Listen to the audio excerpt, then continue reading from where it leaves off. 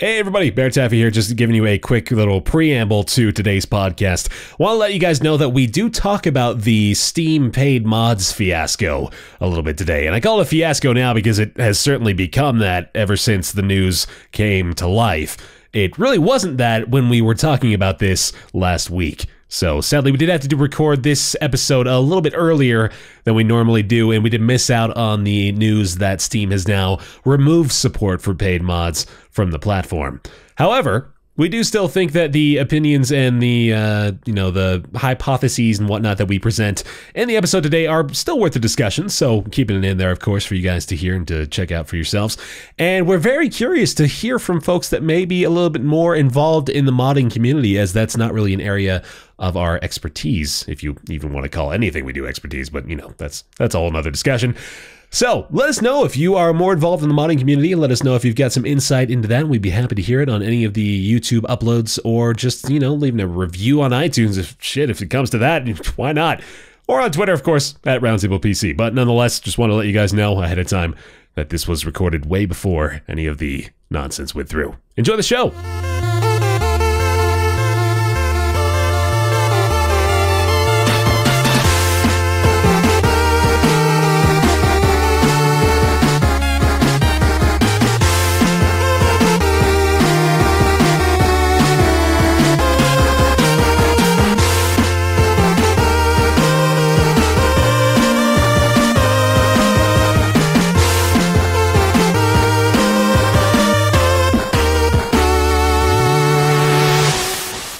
To be like mad money for YouTube view counts. Sell! Unsubscribe! He's on the way down! It's all over! Welcome to the Roundtable Podcast. We're down 3% this quarter. My name is Bear Taffy. Shit. It's happened. We're already seriously on the downtrend, man. Like, I tell you what, you look at our podcast stats, it's like we had that minor spike, and all of a sudden everyone lost interest at the same time. I'm familiar with the curve of how it normally goes on every single series. Yeah. This is fun. You never learn anything. Go fuck yourself. I hate you. Go die. We never learn anything. Yeah. Really, that's episode 1, 2 minutes. Episode 1, 4 minutes. Episode 1, 6 minutes. Right. Well, like, if the series has an ending too, I notice it's like it's great. It goes down, and then right when you come to the finale, it's back up. Like, that's why whenever you end a series, you have to name the last episode ending HD 1080p. Make sure you go watch the rest of the series now that it's all up. There's some Bloodborne players, not like big members of the community, but other people that are doing series that are naming all of their episodes after bosses and then auto-tweeting when the episodes go up. And I'm just like, why are you an asshole? Yeah, that's really annoying. Why are you like a total asshole? I've been spoiled with nearly everything because of like big media coverage of that game. It's so annoying. Yep. But yeah, we're here still. I'm lying about the iTunes thing, by the way. We're actually doing better than we have ever. So thank you very much for that support. I'm Bear Taffy. I'm joined by Mathis Games. I'm here. He's here. I turned down the volume on your voice a little bit. That was a rude thing to do, like a minute into the podcast. Also, Northern Line is here. You gotta speak actually, because I'm actually doing. So they know it's like really me. No, well, we do have an audio podcast. I don't know if you were aware of that. Right. I don't know. I'm just here. Rockley Smile joins us as well. Hey, hi. Hey there. Hello. Hi. How's the volume sounding, everybody? Good. Okay, cool. I'm the only one that knows. We got a fun show. Boy, do we got a great show for you today. Can this be the Mathis Games birthday episode? Is it your birthday? When this goes live, tomorrow will be my birthday. So your birthday is fucking 8 days away. It's a long time away. Well, it's a day away when this goes live, and that's all that matters to the viewers. They are here with us now. Right. No, they know it's a spidey sense of Roundtable recordings. Look, man, half our viewers think our podcast broadcast is what the podcast is now. It's not fucking half, man. It's just half the people that tweet about it. I don't blame them. Or the people that comment on your video. This is the podcast of bad names, okay? And it's pretty much all my fault. The Roundtable Podcast, terrible name. Roundtable Podcast Broadcast, adorable, terrible, confusing name. I'm sorry. On top of apologies, too, I want to mention the fact that we know nothing about Mortal Kombat. We're terrible resources for most gaming news, and we're all stupid. So, covering bases. Speaking I'll of own that which, Mortal listening Kombat to thing. us. I fucked that up. no, it really wasn't that bad. It just got kind of, yeah. Anyway, enough about that. We're going to talk about other things today, such as Steam Workshop allowing for modders to sell their content on Steam, which is quite interesting. Two other things as well that we want to mention. The fact that Kerbal Space Program is now out of alpha? Is into beta, or is this the full... No, this it's is leaving the early 1.0. access. Yeah. Yeah. So they had like an 8-month alpha followed by a 2-week beta or something like that. Not even 8-month alpha. Like when I played Kerbal Space Program, it was like summer 2012, and it was already a well-known thing. Right. Yeah. It was like a super sandboxy and bare bones back then, but so you had like a 3-year alpha. I know it's. We'll talk about it when we get there. Hopefully. I don't want to jump ahead. Bloodborne patched out loading times. Hopefully. Not out, right? They're not gone. out. There's Reduced. no loading anymore. That would be pretty good. If they That's incredible, actually, yeah. That would be the PC version. And we're doing a little bit of a Q&A today. So if you're following us at Roundtable PC on Twitter, you got the opportunity to ask us some of those hard-hitting questions, and we're going to answer those.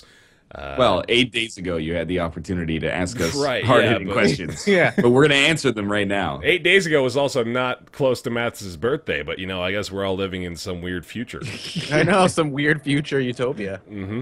Where I'm old. It's a loud plane. Is that normal? You okay? I think we're being bombed. I expect this from Rob. I don't know about you, though. Out of all that the like a places to jet? bomb, Utah is the least. I think Utah is probably in the most importance. threatening to outside entities. All right, so, hello. Let's talk Hey. about Steam Workshop. All right, we're jumping right in. Introducing it's new ways. stupid. Yeah, it's all dumb. Introducing new ways to support workshop creators.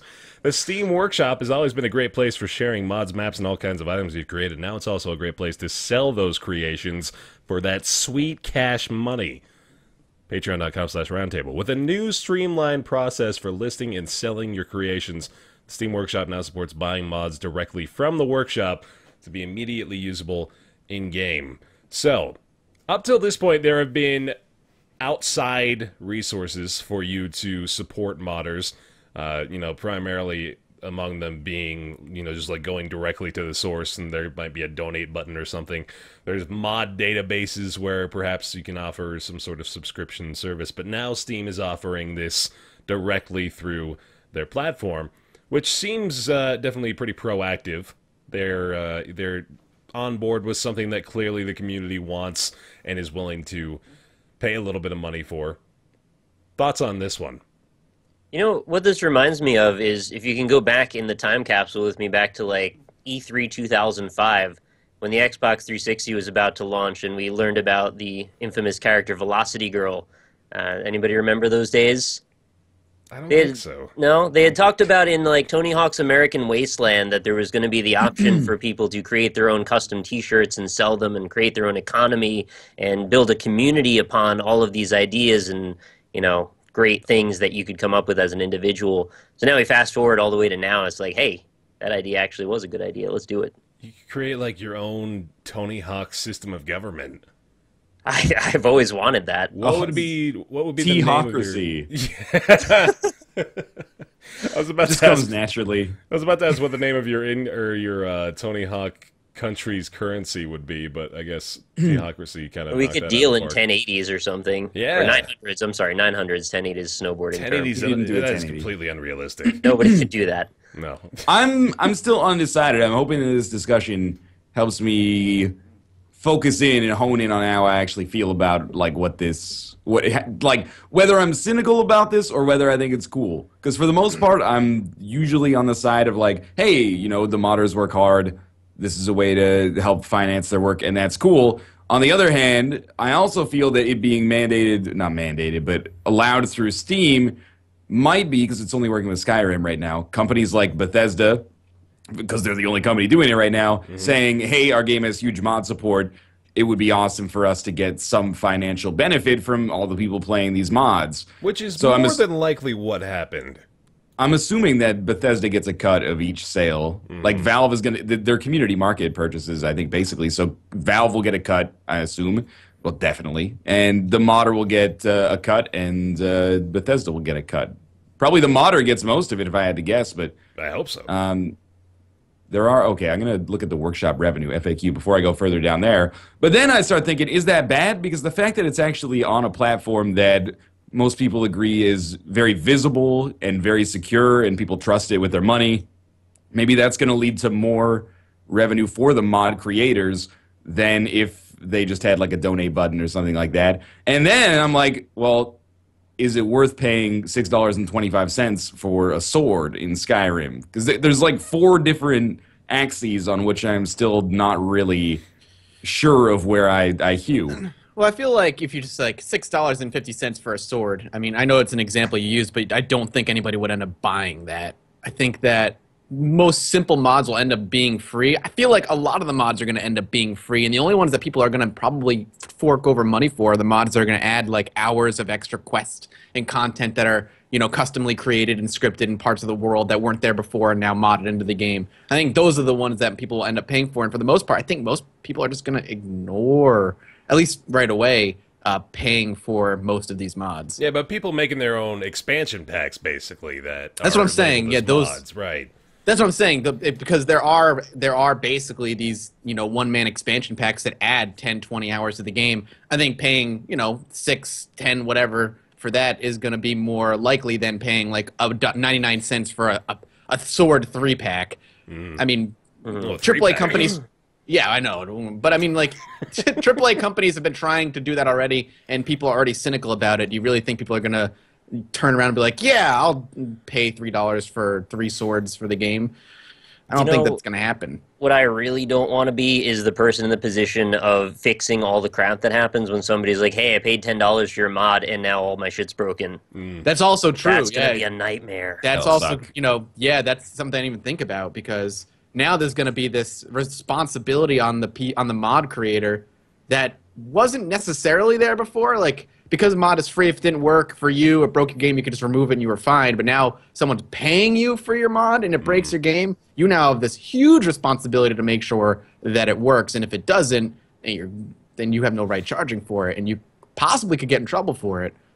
It's kind of amusing to me here, when looking at that workshop payment info FAQ section, there's the section about minimum revenue, which happens to be, you know, kind of similar to, it reminds me a lot of back when I was looking for my first YouTube partnership, where they have that minimum payout option of like $100. So yeah, you can't, well, it's going to be similar to, you know, I'm a new YouTuber, I want to make it big, and I'm going to start playing Minecraft, and I'm going to make thousands of dollars a day.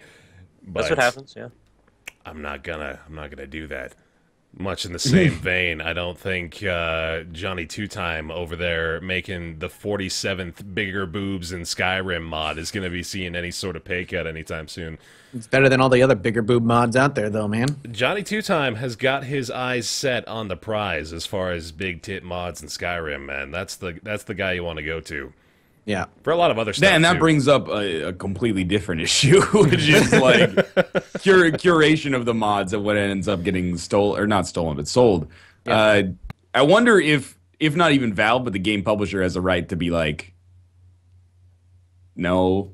Yeah. like we allow this like Yasha sword, but we don't allow like, you know, you to charge for make all characters naked or something like that. I gotta wonder how much control they had over the free stuff. I mean, I'm sure Steam alone, since it's going through the Steam Workshop, has to have like a pretty thorough examination process. Although there are quite a few mods that get through. Like I've seen mods for Skyrim that are pretty much just like engorge this area. And when was the last time Steam had any curation on their platform in the past year? I don't think that... Sorry, I should say I'm looking at the free mods for Skyrim right now, and I'm pretty sure that they do some curation. At least, like, is it Bethesda or is it Steam, though, that curates it? I think it's Steam. I think it might be Steam, because there's, like, seriously no nudity. And you would expect there to be some nudity. That would be the first thing I would expect, yeah. I would expect it to be #1 most popular all time. #1 most popular all time is luminescent moths. So just to give you an idea. Wait, that's just changes the lighting? It makes the moths glow. They glow in the dark. That's the number one. That's That's the actually number sweet as hell. one? That's the number one ever, yeah. Oh, top rated all time is what you're looking. I'm looking at this. No, this is most popular all time. Glow in the dark mods. Yeah. And then number two is I don't know why you're static mesh surprised. improvement mod. Wow. There's got to be just like, okay, so there's got to be just like a list of the most necessary mods for Skyrim, and those are just There the is. two on the top. Yeah. I mean, when you go looking for modding Skyrim, you can easily find like the 10 mods you need to have in the game that make the game look goddamn gorgeous. 10 And it mods could- you need to make Skyrim amazing. Number 7 will blow your mind. Yeah, no, that's a real thing. People It is, really though, do that. yeah. There's a ton of YouTubers that promote mods, and they probably drove traffic to that luminescent moth mod, which is why it's so popular. All right. I guess. I find this is like a kind of complicated issue It to is. tease apart. I want to break it down by like the individual questions. Well, I mean, okay, this one's almost not even a question. If Bethesda says it's okay for modders to make money modding their game, then I guess that it's okay. Right. Would you guys have preferred this, or would you have preferred like a donation model where there's just like a PayPal donate button or something like that? Kind of like what we already had before, right? I guess, yeah, if you were able to like get to their page and find the I think one directly integrated to Steam would have been better. I think yeah. they're... Yeah, it's interesting. Obviously, like you said, obviously Bethesda says, yes, let's go this route. But And the thing we should point out is it is by publishers' consent, basically.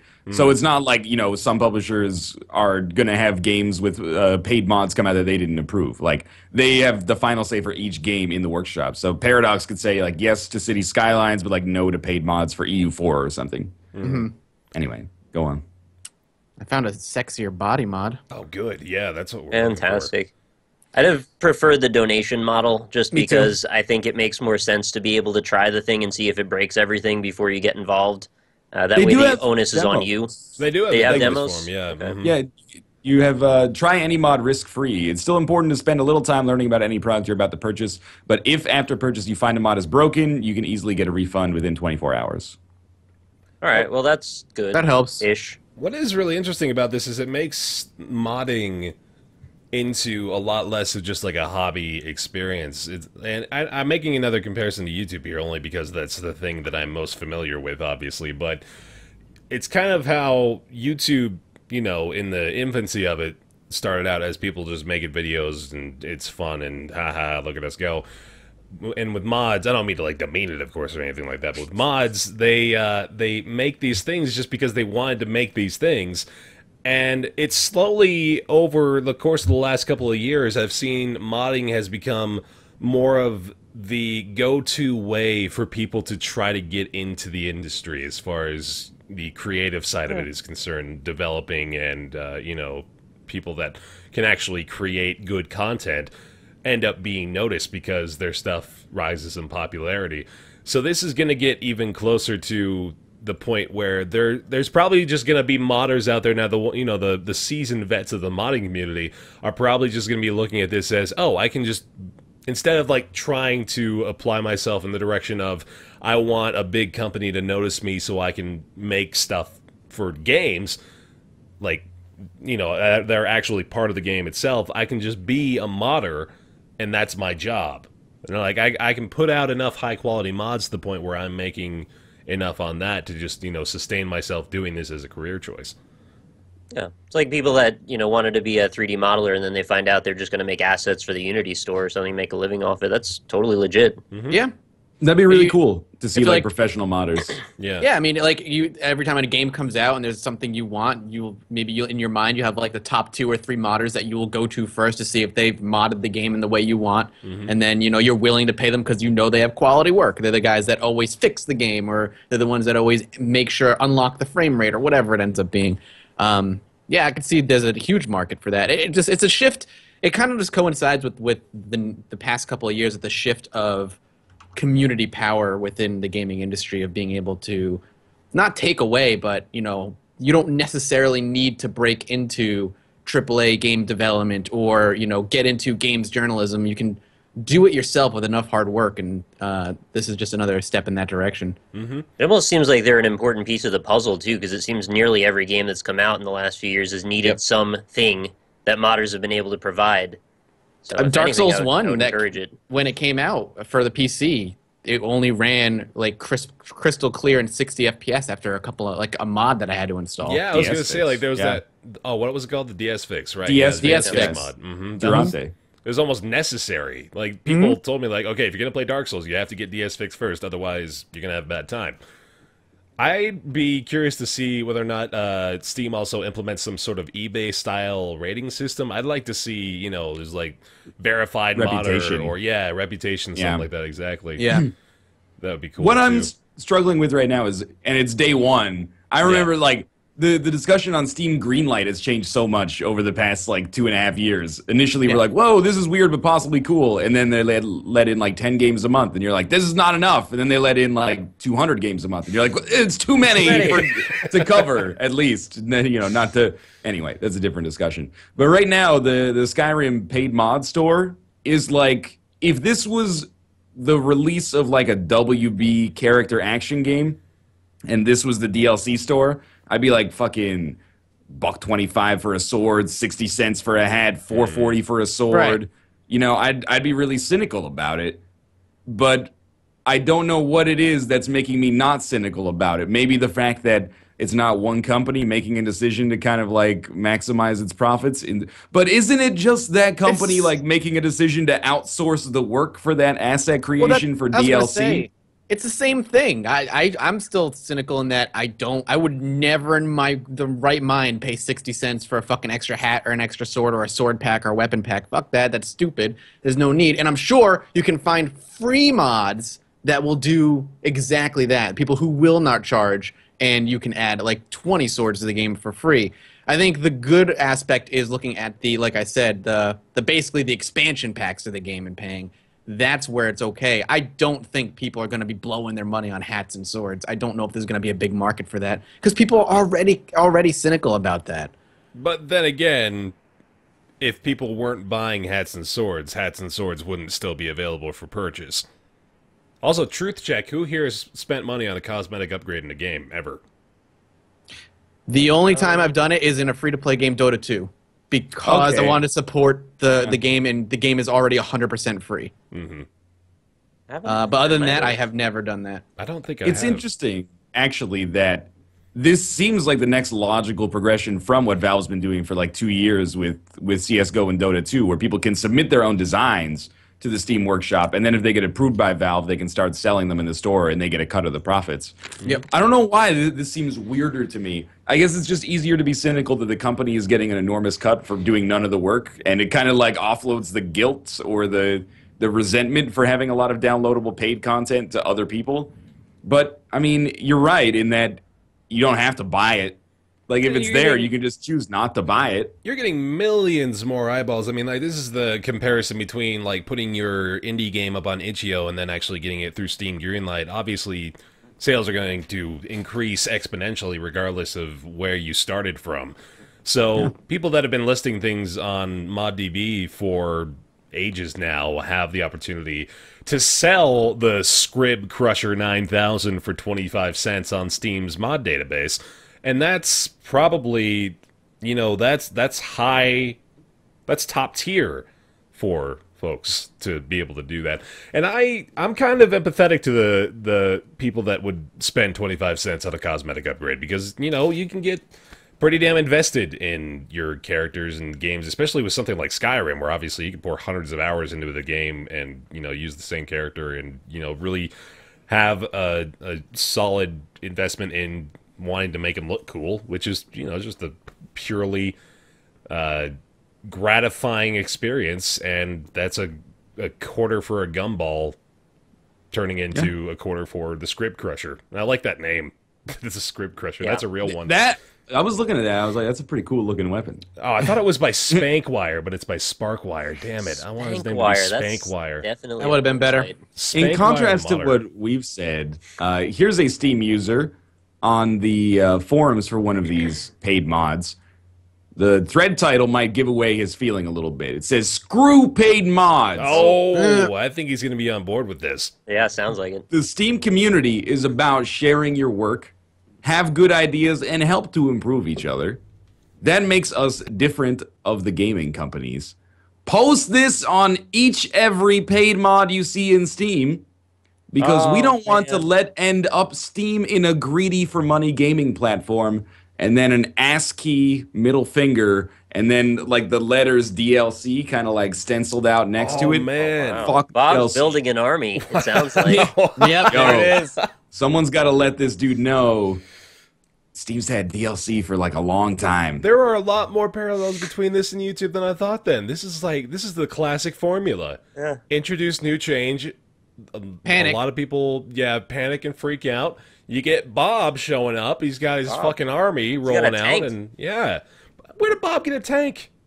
Who gave Post Bob a this tank? to your favorite YouTuber if you agree. Yeah. As a YouTuber, you have the voice to stop this madness before it starts. Oh, shit. Please speak out against paid mods on Steam. Whoa. Oh, God, I got didn't some realize bad he already had news that for you here. responsibility. Well, hopefully he doesn't listen to us. Or hopefully he agrees to disagree because we have well-reasoned opinions, hopefully.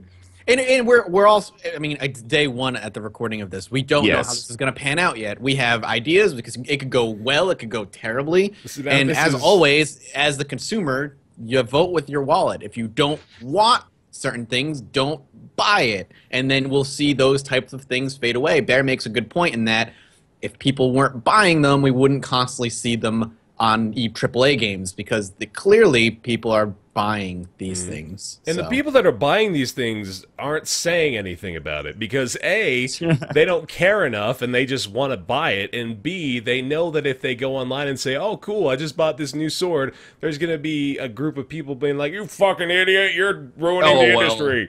Yeah. So, Or yeah. just the majority of gamers aren't vocal, like are just on an yeah, online exactly. time. Which is cool. It would be really cool. Like right now, I don't give a shit about, a sword that you made in Blender and you're going to sell for $1.25 basically because it's from Dota. Like that's not the kind of thing I'm interested in. But it'd be really cool if there were people that were encouraged to actually commit to like a comprehensive, like Mathis is talking about, almost like an expansion pack, depending on how feasible that would be for one person to do. But anyway, like if they're like, okay, now that Steam has paid mod support, I can dedicate 3 months of my time to making a really comprehensive mod for this game and then sell it for like $3.50 or $5 or $10 or something like that. That would be really cool. There already are, I think, 2 like huge.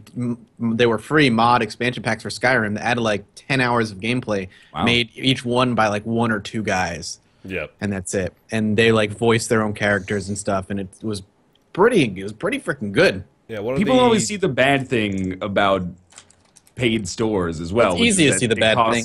It costs you money to buy it, but that gives money to the creators that allows them to get dedicate a lot more time to what they're doing. You're gonna see better mods if people are able to work on them like 8 hours a day. Not suggesting it's gonna be feasible to do this full time necessarily anytime soon for many people.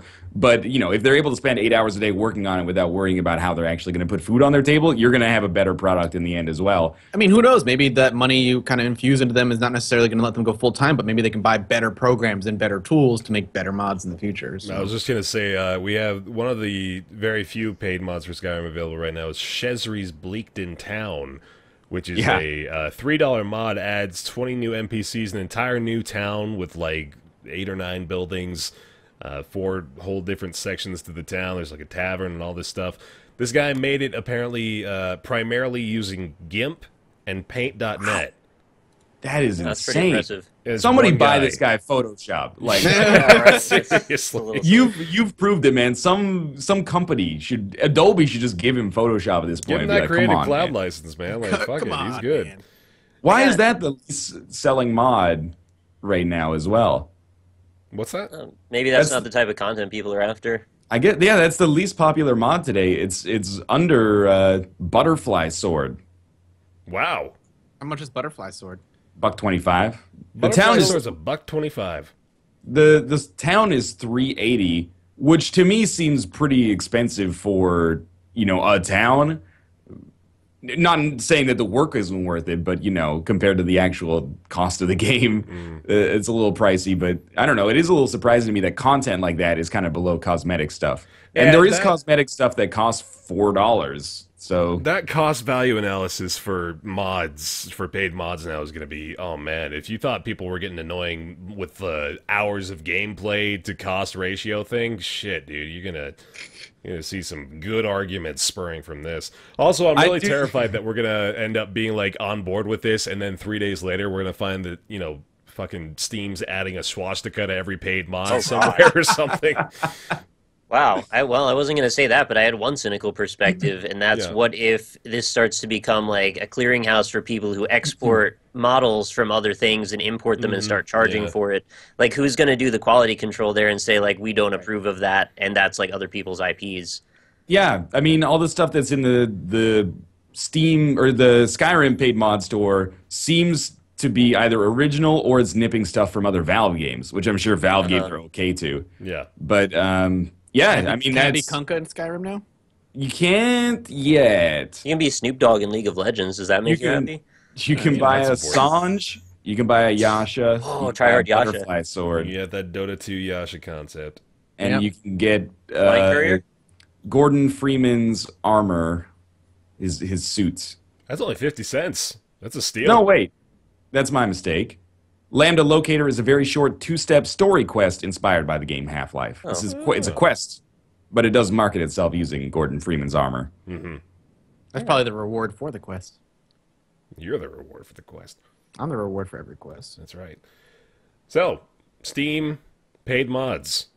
What do you think? Let us know. Comments, tweets at Roundtable PC. Speaking of at Roundtable PC on Twitter, 8 days ago, a day before Mathis's birthday and 8 days ago, if you were checking us out on twitter.com/roundtablepc, we're doing a Q&A this time because we want to.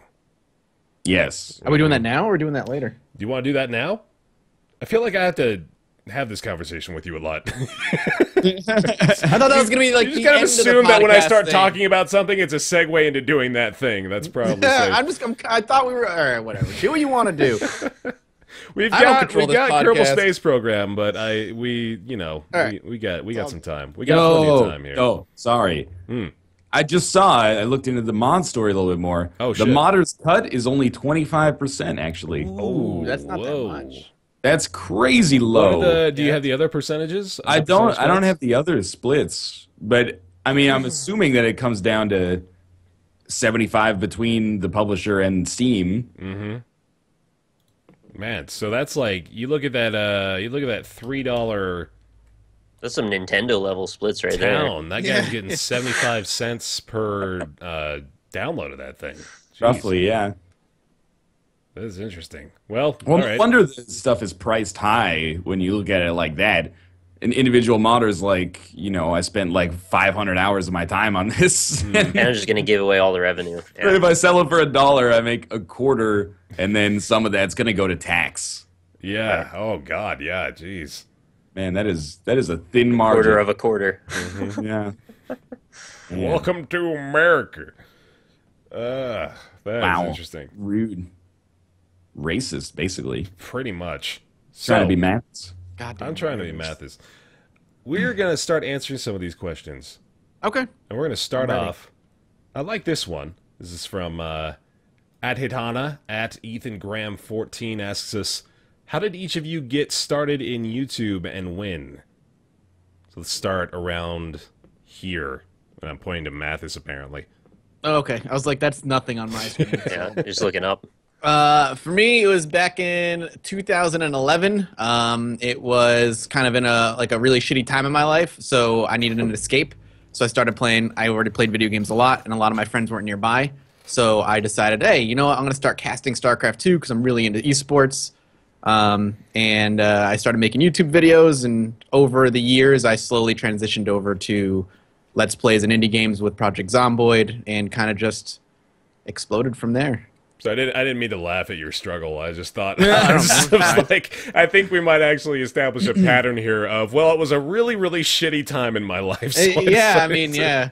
That's a really a common theme through a lot of YouTubers, I find. It's a good it's a good escape, and it is still a fun hobby and profession. Ryan? It's a very similar story. Like, I graduated from college and I was moving overseas to work, and I didn't really know anybody, so I was like, well, I need a hobby because I can't just binge drink anymore. So you can. It's probably a slippery. You can do that and YouTube probably as well. You should, honestly. I make a whole channel based on that. But as long as you keep your shirt on, no one's going to care. Not you specifically. I just mean people. Wow. I'm not trying to suggest your physique is, undesirable. But yeah, so I just started doing that like really getting into it in like my nights and weekends off of work. And then when I came back, it was doing well enough that I could, kind of like we were talking in the modding section, it was like, well, it's a gamble, but I could try to do it full time. And luckily the gamble worked out when I came back. I think for the most part, I think key is when we all left to do this, there was a backup plan, at least for most of us, I think. We never went in without like, we can't go back to our jobs, or there's no like other options. We have to make this work. So don't ever let's see what Nick and I say first, maybe. All right. Yeah. Well, I feel like this job, this hobby, this whatever it is, didn't exist when we were like in our formative years. So we didn't have a backup plan. We had like a plan. Right. Right. It's true. So for me, I was still in college when I started making maps for Super Meat Boy, and I used YouTube basically to just show off my maps, and then I wanted to link the videos in the forums so people went to go download and play them. So that was kind of where I got started with even like doing anything with video editing. I was going to school for graphic design at the time, still working at GameStop, and that just sort of didn't really go anywhere. Then in 2012, I was in like a really, really low point. I had no job at that point. I was looking for work, and I just kind of got into the idea of why don't I just play an indie game every single day for as long as I can and see if it goes anywhere. And well, thankfully, I had a little bit of a backlog of stuff going on. I eventually met this Northern Lion guy over here, and things kind of went places from there. I didn't really have a backup plan other than like try more for more just general retail jobs. I had management experience, but I didn't want to work in retail again. It's just if I had to, I would. Yeah, nobody would hire me. It sucked. Man. I'm glad this YouTube thing worked out. Right? 2 college degrees and like 7 years of management, and I couldn't get a job. It's real stupid. That is crazy, yeah.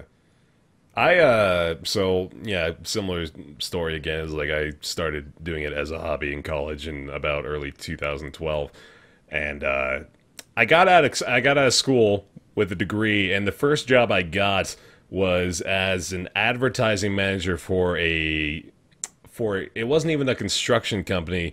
It was a company that sold equipment and machinery to construction companies. Nice. And, as a guy graduating fresh out of the radio program and an electronic media degree at a, fine established accredited university, I was so far out of my element, I was gonna cry. So I did. Every day. I still do. But that's irrelevant. Totally different reasons now. Oh, poor bear. But this is gonna come off like way more sappy than I'm gonna intend it to. But I look around there every day. I still go, so present tense. I looked around there every day, and I just was like, it's like person by person, just shaking my head and going, I don't want to be them. Yeah, and that got me fired. Not like for that specifically, but just because I had that attitude toward the work, and I couldn't apply myself at all to it. But I ended up getting a different job that was actually pretty close to what I had graduated for, and honestly, I had it pretty good through that position. Like, I was making minimal money, but it was something that I at least half enjoyed doing. And then it turned out that YouTube kind of started to go somewhere. It turned into Twitch going somewhere, turned into other opportunities. I'm not even really primarily YouTube oriented anymore these days. I've actually kind of shifted into voiceover more so than this, but still, obviously, YouTube is a big part of it. But yeah, it was really not that bad of a time in my life, and that always kind of makes me feel shitty because everyone's kind of got like the salvation story of YouTube pulled me out of this dark hole. But I was actually, I was kind of happy, and then it just got better. So really, I'm just a spoiled little bitch. Yeah. We all need community, and it did bring people man. together. It absolutely did. It's awesome. So, hold on. It's just sorting through 8 or 9 questions about Ryan's head. Real quick. It's bald, lol. It's Pretty wild, right? Wow. Is Mathis a fuckboy? Yes or no? Well, you look me in the eyes when Does we Matt make has love anymore. games? Mm-hmm. Let's see. How does it? Okay, here's one that's going to put us in a weird position. At Going Tight. That's a really good Twitter handle. At Going Tight. Says, how does it feel to be supported by strangers for simply talking to your friends? Anybody want to answer that? I mean, that's such a. I mean, that's a cynical way of looking at it, isn't it? Like, Yeah. you just talk to your friends. I Like, don't think. I think it was. I think it was in good faith. This No, question was of asked. course. But I mean, a lot of people. There are a lot of people who will look at that in a very cynical way. It's impossible. It is impossible for the most part, with a few very rare outliers, to just be able to sit down, talk to your friends, and just have enough chemistry for it to be entertaining. Like, I know from the people that that are not on the internet that are my friends, there's no way in hell I'd be able to sit down with them, banter, and people would be like, "That is so funny. I'm gonna support you to do this more as a full-time thing."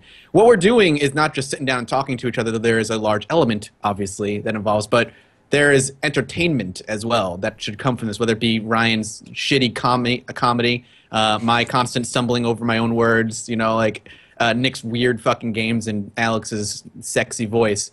But there's more. That might be the first time anyone in this group has ever called me Alex. How did that just happen? That was Sorry, crazy. I apologize. But again, yeah, I agree. It's reductive because what we're doing is we're putting on a show. And again, there's an element to just talking to your friends, but we are not stupid. This is our job. We know we're here to produce entertaining content, and if we fail to do that, then we don't deserve to be paid. I have 2 additional points to make there. First one being, you can kind of We're reduce... not friends. Right, yeah, Right. that's the most important element, is that we all fucking hate each other. No, you can reduce, like, think about, like, The Tonight Show with Jimmy Fallon.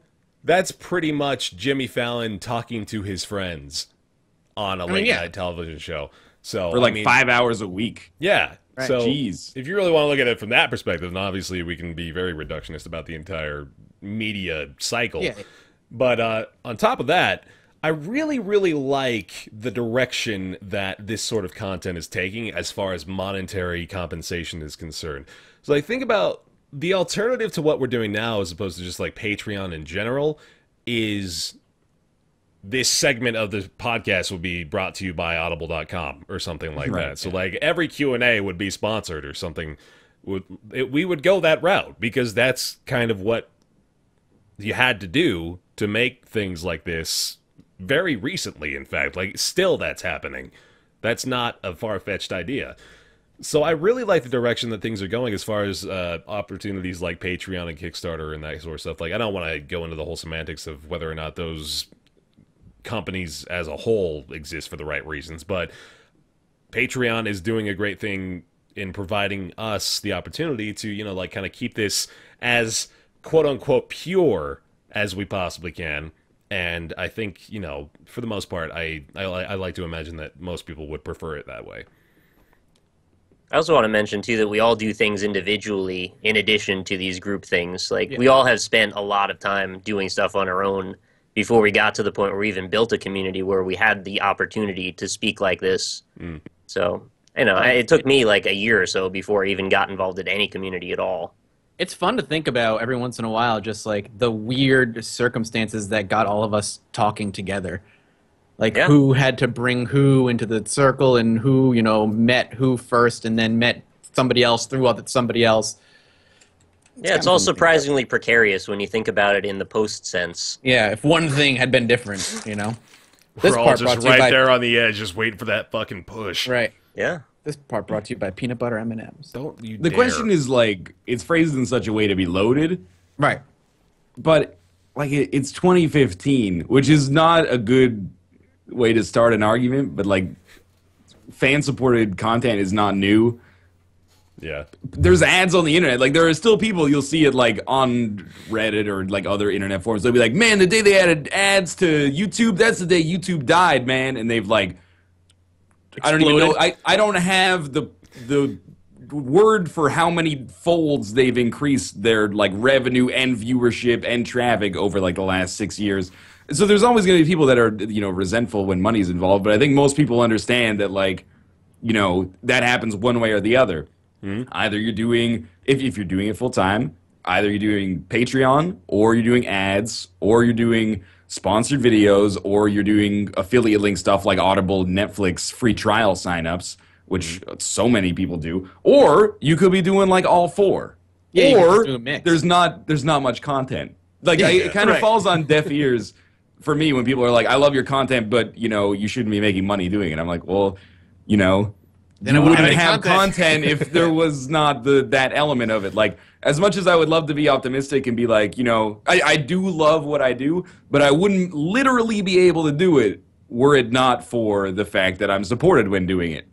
It's the difference between like 2,000 videos a year and like 100. Right. So I just think about go back to like my restaurant days of when I was trying to do this and trying to make this feasible for me, and getting 1 or 2 videos out a day was a huge pain because I would work my 12-hour shifts, come home, and then stay up all night recording, editing, and rendering, and then sleep for 3 hours, and then go back to work and do it again.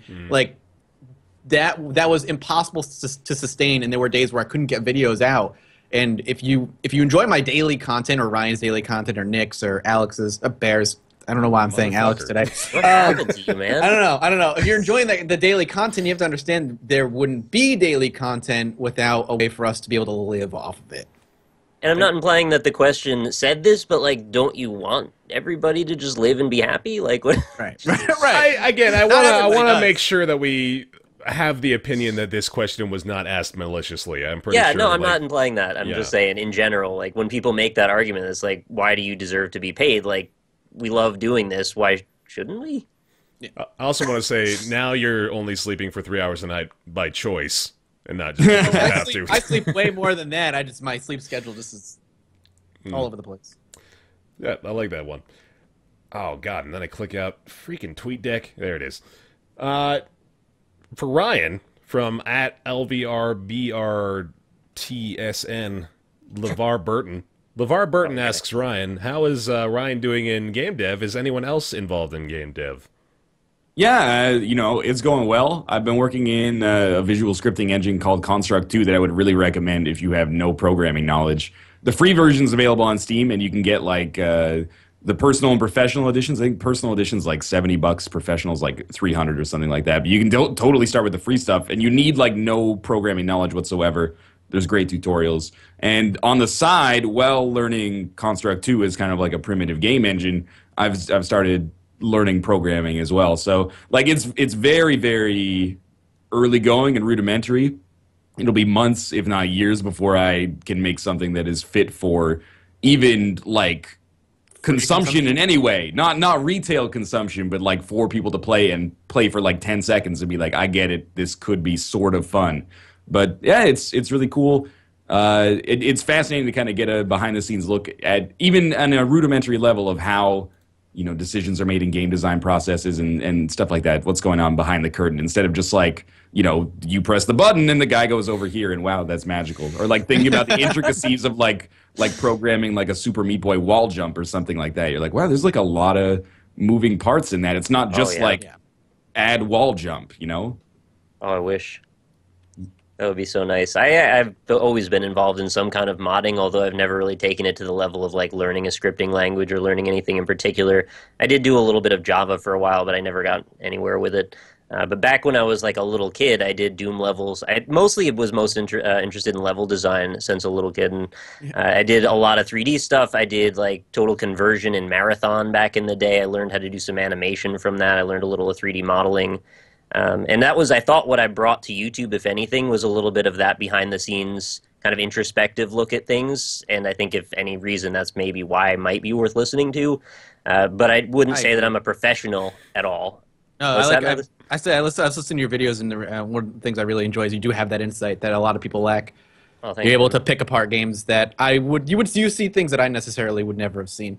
You know what a skybox is? Yeah, I know, it's definitely. crazy. I know what parallaxing is. It's pretty wild. Yo, motherfucker, As far you as, know like- what a skybox is? Yo, you know That skybox? Sounds pretty dank. Yeah. I went to college for video game design, computer programming and video game design for a while. Yeah, didn't know that that. was I didn't the know that. last thing. I was going to school for that. It was doing like Flash, C++, 3D modeling, Photoshop. It was kind of getting the whole run of the gamut. And I learned really early on I did not have the brain for programming. Yeah. C++. It's learning. The one thing you learn really quickly is that computers are effing stupid. So dumb. They do exactly what you tell them to do and nothing else. There's Isn't no that the way. opposite of stupid? No, because they can't interpret what you're saying. They, again, it's all part of programming. Like a lowercase b is 100% different from a capital B. So if you put a capital B somewhere in your code, and then you like try to debug it and you run it, you're like, something's wrong in this like 30-page thing of code that I've done. What is it? Have fun looking for it because it's going to take you fucking forever. At least you got to get past the syntax, which is going to be the first freaking red lines for a year. Yeah. Apparently, I'm the only one with pretty much no background in game design. Now the least qualified member of this crew. Yay. You're fine. Yeah. You have a great background in like being a radio personality and having some audio knowledge, which makes you an asset to the show. Plus, you do everything. So That's literally all of it. I don't That's, even like, fucking really read important. the chat 90% of the time. He really fucking doesn't, and it honestly pisses me off sometimes. I wish you'd read it, man. I do sometimes. You guys talk like old ladies. I like open up. I'm like, there's 1,000 messages. We just want to be your probably friend. that. We just want to be probably friendly send with you. an average of like 8 messages a day. Dude, if I open this window and there's over 100 messages, I just like scroll down to the bottom. You're a dick. At Ducky75, question for everyone. What is your favorite video game from your childhood? Let's start with Nick this time. Super Metroid. Super Metroid, yeah. Big surprise, right? I really like Metroidvania games. Beautiful art, very immersive, very atmospheric. Great level structure and design. I love it. I'm thinking, I guess, then, like, this is probably the question of, like, what was one of the first games that, you know, kind of made you fall in love with video games, more or less? Let's go way back. I was lucky enough that on my 4th or 5th birthday, my parents got me a Super Nintendo with Super Mario World. It's basically just like an introduction with like one of the best games of all time. I got a real soft spot for Super Mario World from like my toddler days, early childhood days. Then when I was a teenager, I was like super into Project Gotham Racing 2, weirdly enough. That was weird. That's a like very 600 interesting game to be really into. There was a really big community surrounding it for real. Yeah? Oh, It was cool. like the preeminent racing kind of. It wasn't really a simulation, but it was like pre-Forza where there was only like Gran Turismo or arcade racing and Burnout. It was good, man. Like they held a competition on like this one track. Microsoft like a year after release was gonna fly like the 10 fastest times out to the U.S. and then have them I remember compete this on the actually. track. Yeah. And the winner got like tickets to the Coca-Cola 600 championship for NASCAR or something like that. So they took like 4 from America and then like 2 from Europe, 2 from Canada or something like that.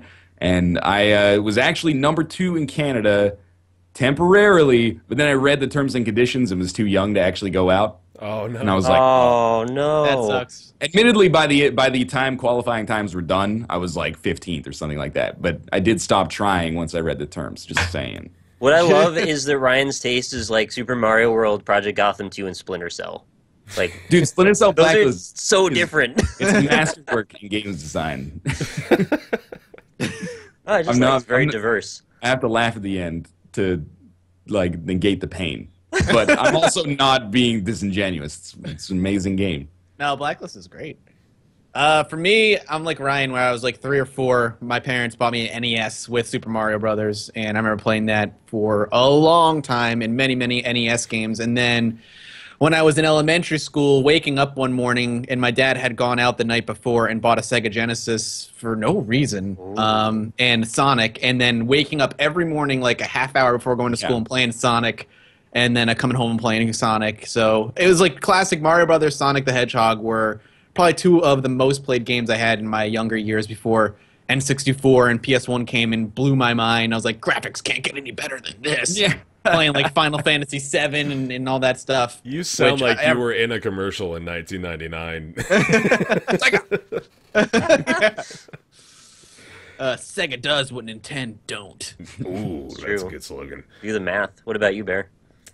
I had a little bit of a background with Sega too. I think I told you guys this before about how my older brother would play on the Genesis all the time, and he didn't want to let me play, but I didn't know he didn't want to let me play, so he did it in a creative way of convincing me that Tails was a playable character in Sonic the Hedgehog 2. Nice. And just gave me the second controller, and, you know, being a little sparky young youth, I was so sure that I was a part of the team, and I was just playing along.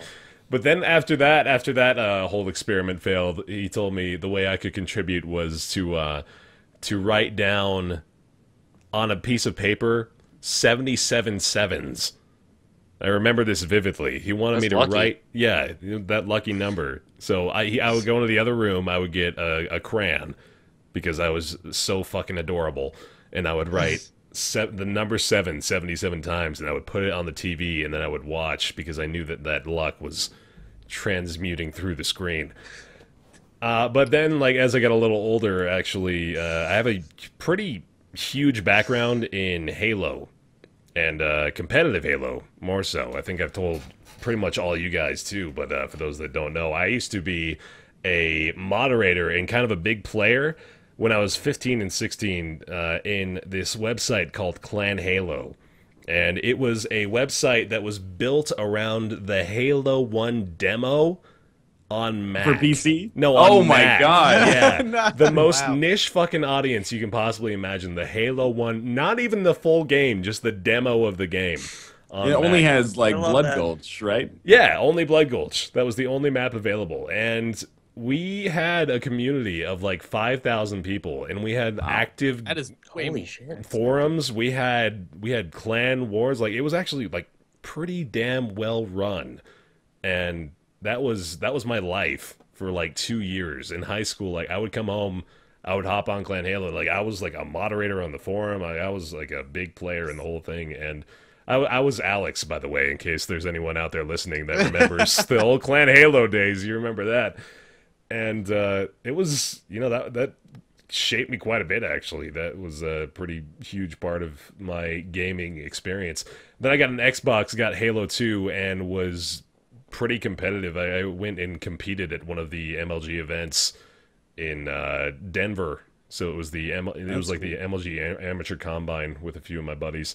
So that was a lot of my early How'd you end up doing? experience. We got like literally last place. The bottom of the fucking barrel. I have that same experience only with competitive trivia in high school. Oh, man. Which is the nerdiest shit ever. But like, I was like big fish, small pond on my high school trivia team. And then we went to the regionals and I was like, we got this. We got fucking blown out. Yeah. Lost every game. It was such a sobering moment as a nerd to be like, there's people nerdier than me? I know all the world capitals. Like, this can't be.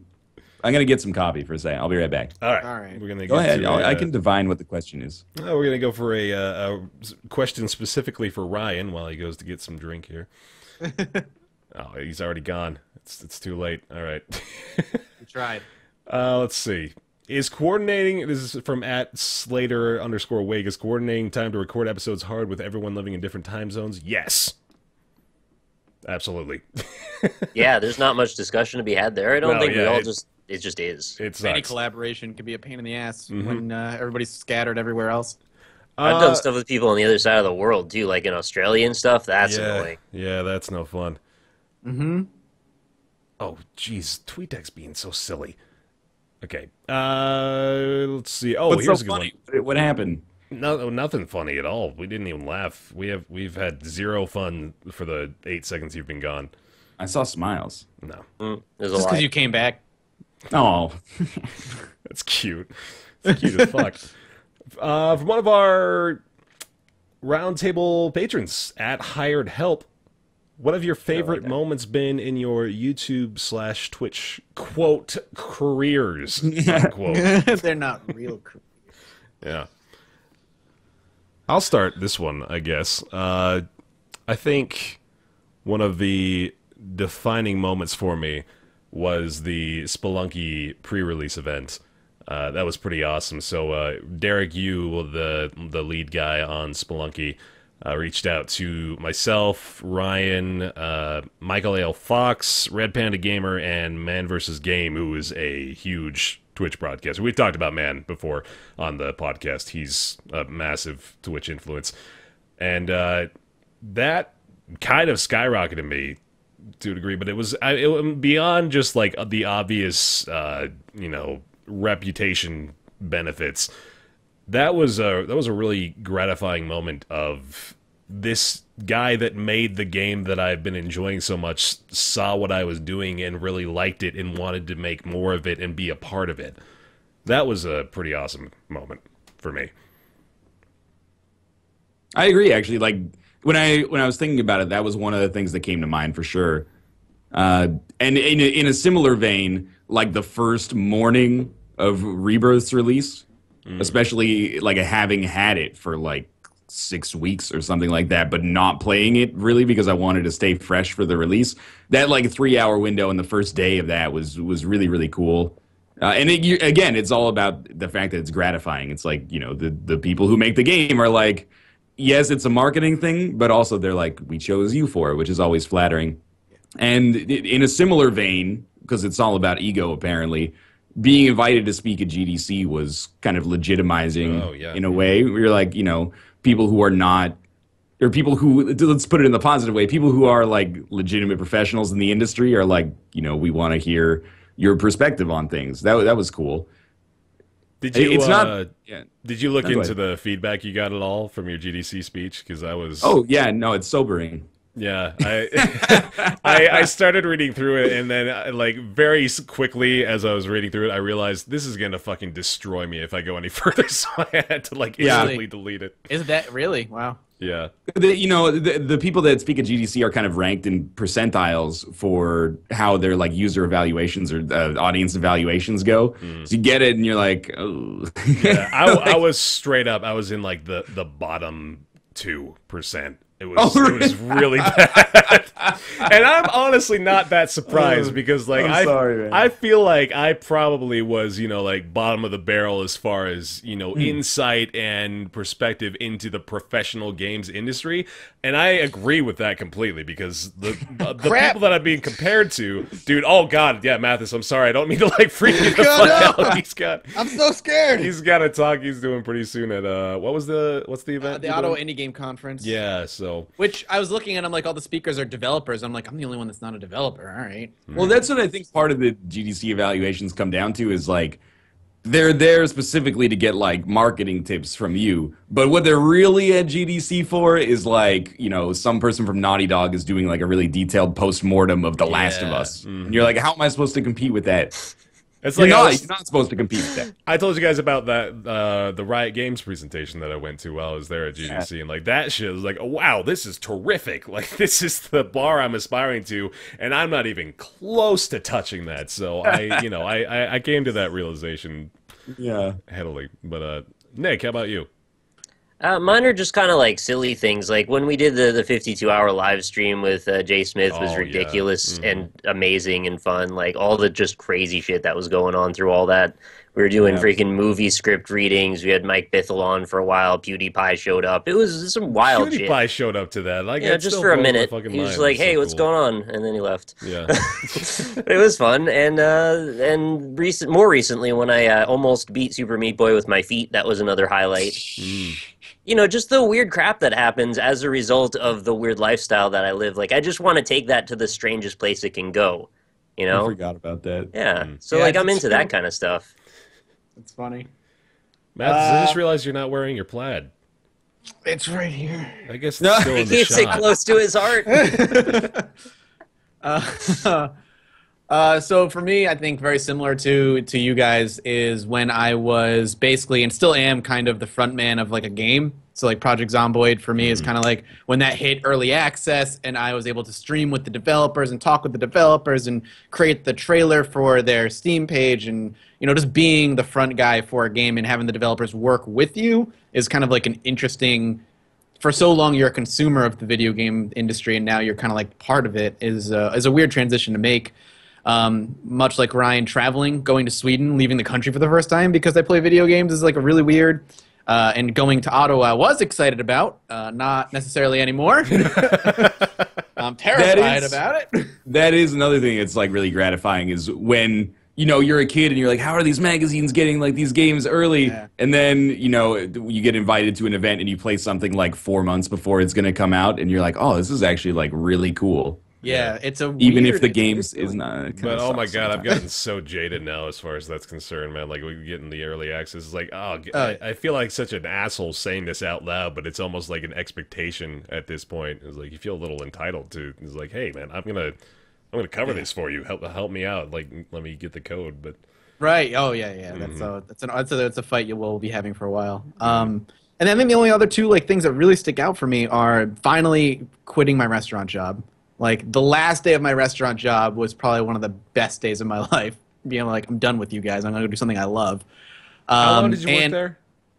I was in the restaurant industry for 11 years. Yeah. That's nuts. Yeah. So, it was a long time. Yeah. And then the last thing is recently is crossing that 100,000 subscriber mark is something that is hard to swallow and understand and really see. And that's huge. Those landmarks for me are always huge. So. Well done. Thank you. Oh, we're so sentimental now. All right, here's a good one to I love you guys. Taper us off. At Kevin Berkland, another Patreon patron, the perfect sandwich. Discuss. I'm gonna go with focaccia bread, turkey and ham, Munster cheese, iceberg lettuce, romaines. Nope, not romaine. Take that back. You get some just nice. Thin sliced tomato, toasted. Thin tomato, though? Thin tomato. Very thin tomato. Like paper thin tomato. I like a little bite to my tomato, personally. Give me the Thanksgiving sub every day. That sounds pretty good. That is I will nice. eat the Thanksgiving sub every day. I ate it every day for a long time. Mm-hmm. I'll turn this on a dime a bit. Worst sandwich topping. Lots of mayonnaise. Yeah. Yeah. I'm gonna go with onion. Oh, come on, man. Oh, yeah, get out of here. I don't like red onion on a sandwich is so good. Onion Olives are saps up the delicious. flavor of everything else, though. It takes it all away. It's like If you're putting onion- some raw ass Vidalia onions on your sandwich, you're just doing it to get to 5 to 10 servings a day, man. Like, that's not adding anything. But a red onion can really, you got to use it sparingly because it's very strong, but it adds a nice little textural quality to it that I like. The onion is the most selfish topping there is. It wants to be at the forefront of everything. The onion wants you to bite into it and be like, why do you have all these other flavors? Right. Look at me go. I'm the best. Just eat a raw onion. Yeah. Green olives for me. You Cuts guys through are everything. off your fucking asses. Black olives I'm cool with, but the green ones are like, that's all you'll remember at the end of the bite. My Subway sandwich, like vegetable order, lettuce, red onion. If they got both kinds of olives, I'm taking all the olives they got. Let's just put it that way. Put all Pickles. the fucking olives in the Yeah, I didn't mean it like Gross. that. But Gross. pickles, and then whatever kinds of hot peppers they have.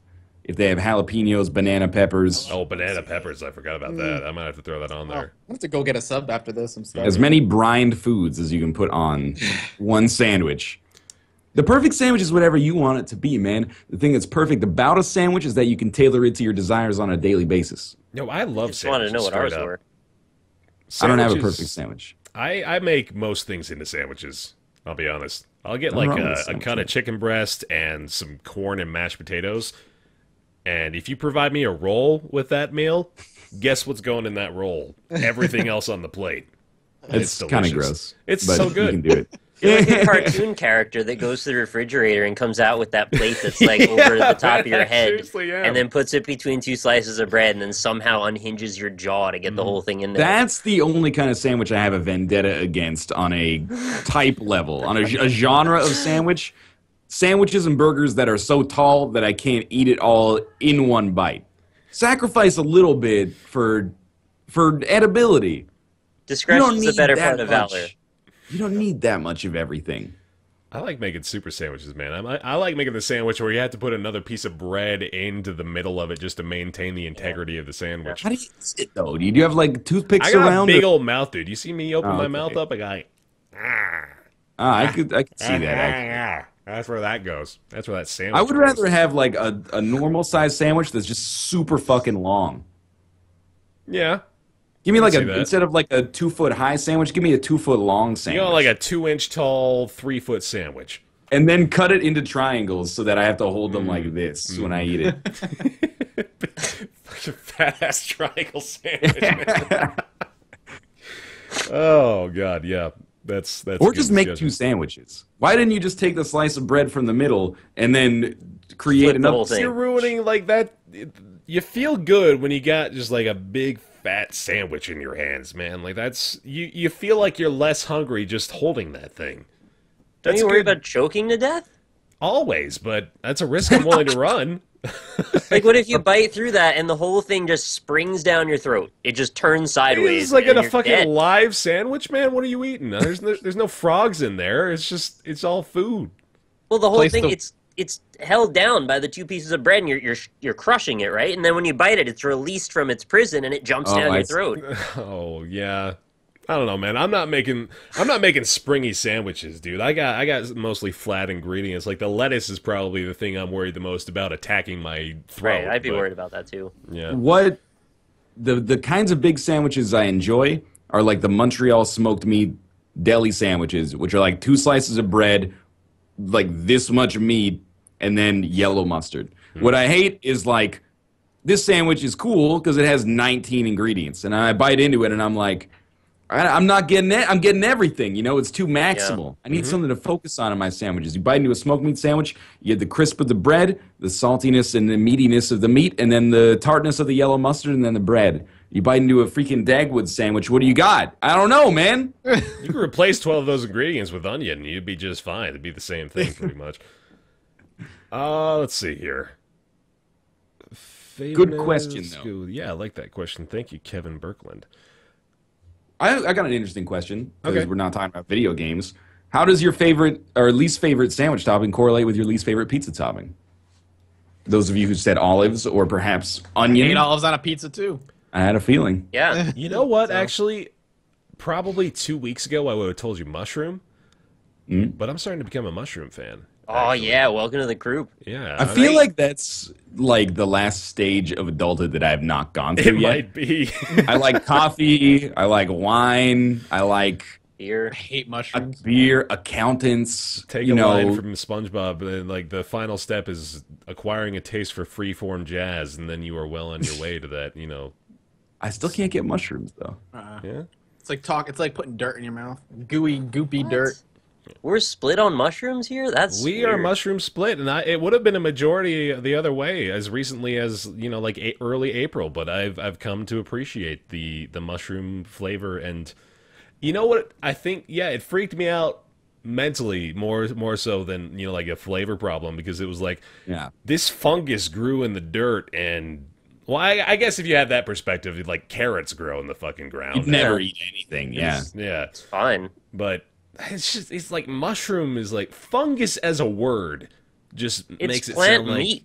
It's like this nasty crust in between your toes. Let's put that on a pizza and cook that up for family dinner. I don't know. I think of cheese more in that vein than I do mushrooms. When you really think about cheese is disgusting. Oh, I know, try not to especially think about blue milk cheese. or cheese. Yeah. I kind of think about both of those. Yeah, let's not talk about cheese. Let's not ruin put 'em in cheese my- for everyone. Much like my life, I just put it in my mouth and swallow. There's so many ways to take that. I want to get slightly back on track here. At Blue Triangle OTI asks a very interesting question. He says, do you think YouTubing and streaming will always be a, quote, young man / woman's game, or will it evolve as this generation ages?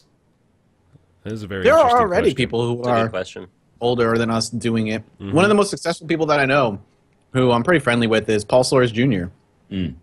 He's a Minecrafter, Let's Player. He's like almost 2 million subscribers. I think he's in his 50s. He's going to say he's almost 2 million years old. He's almost 2 million years old in the internet world.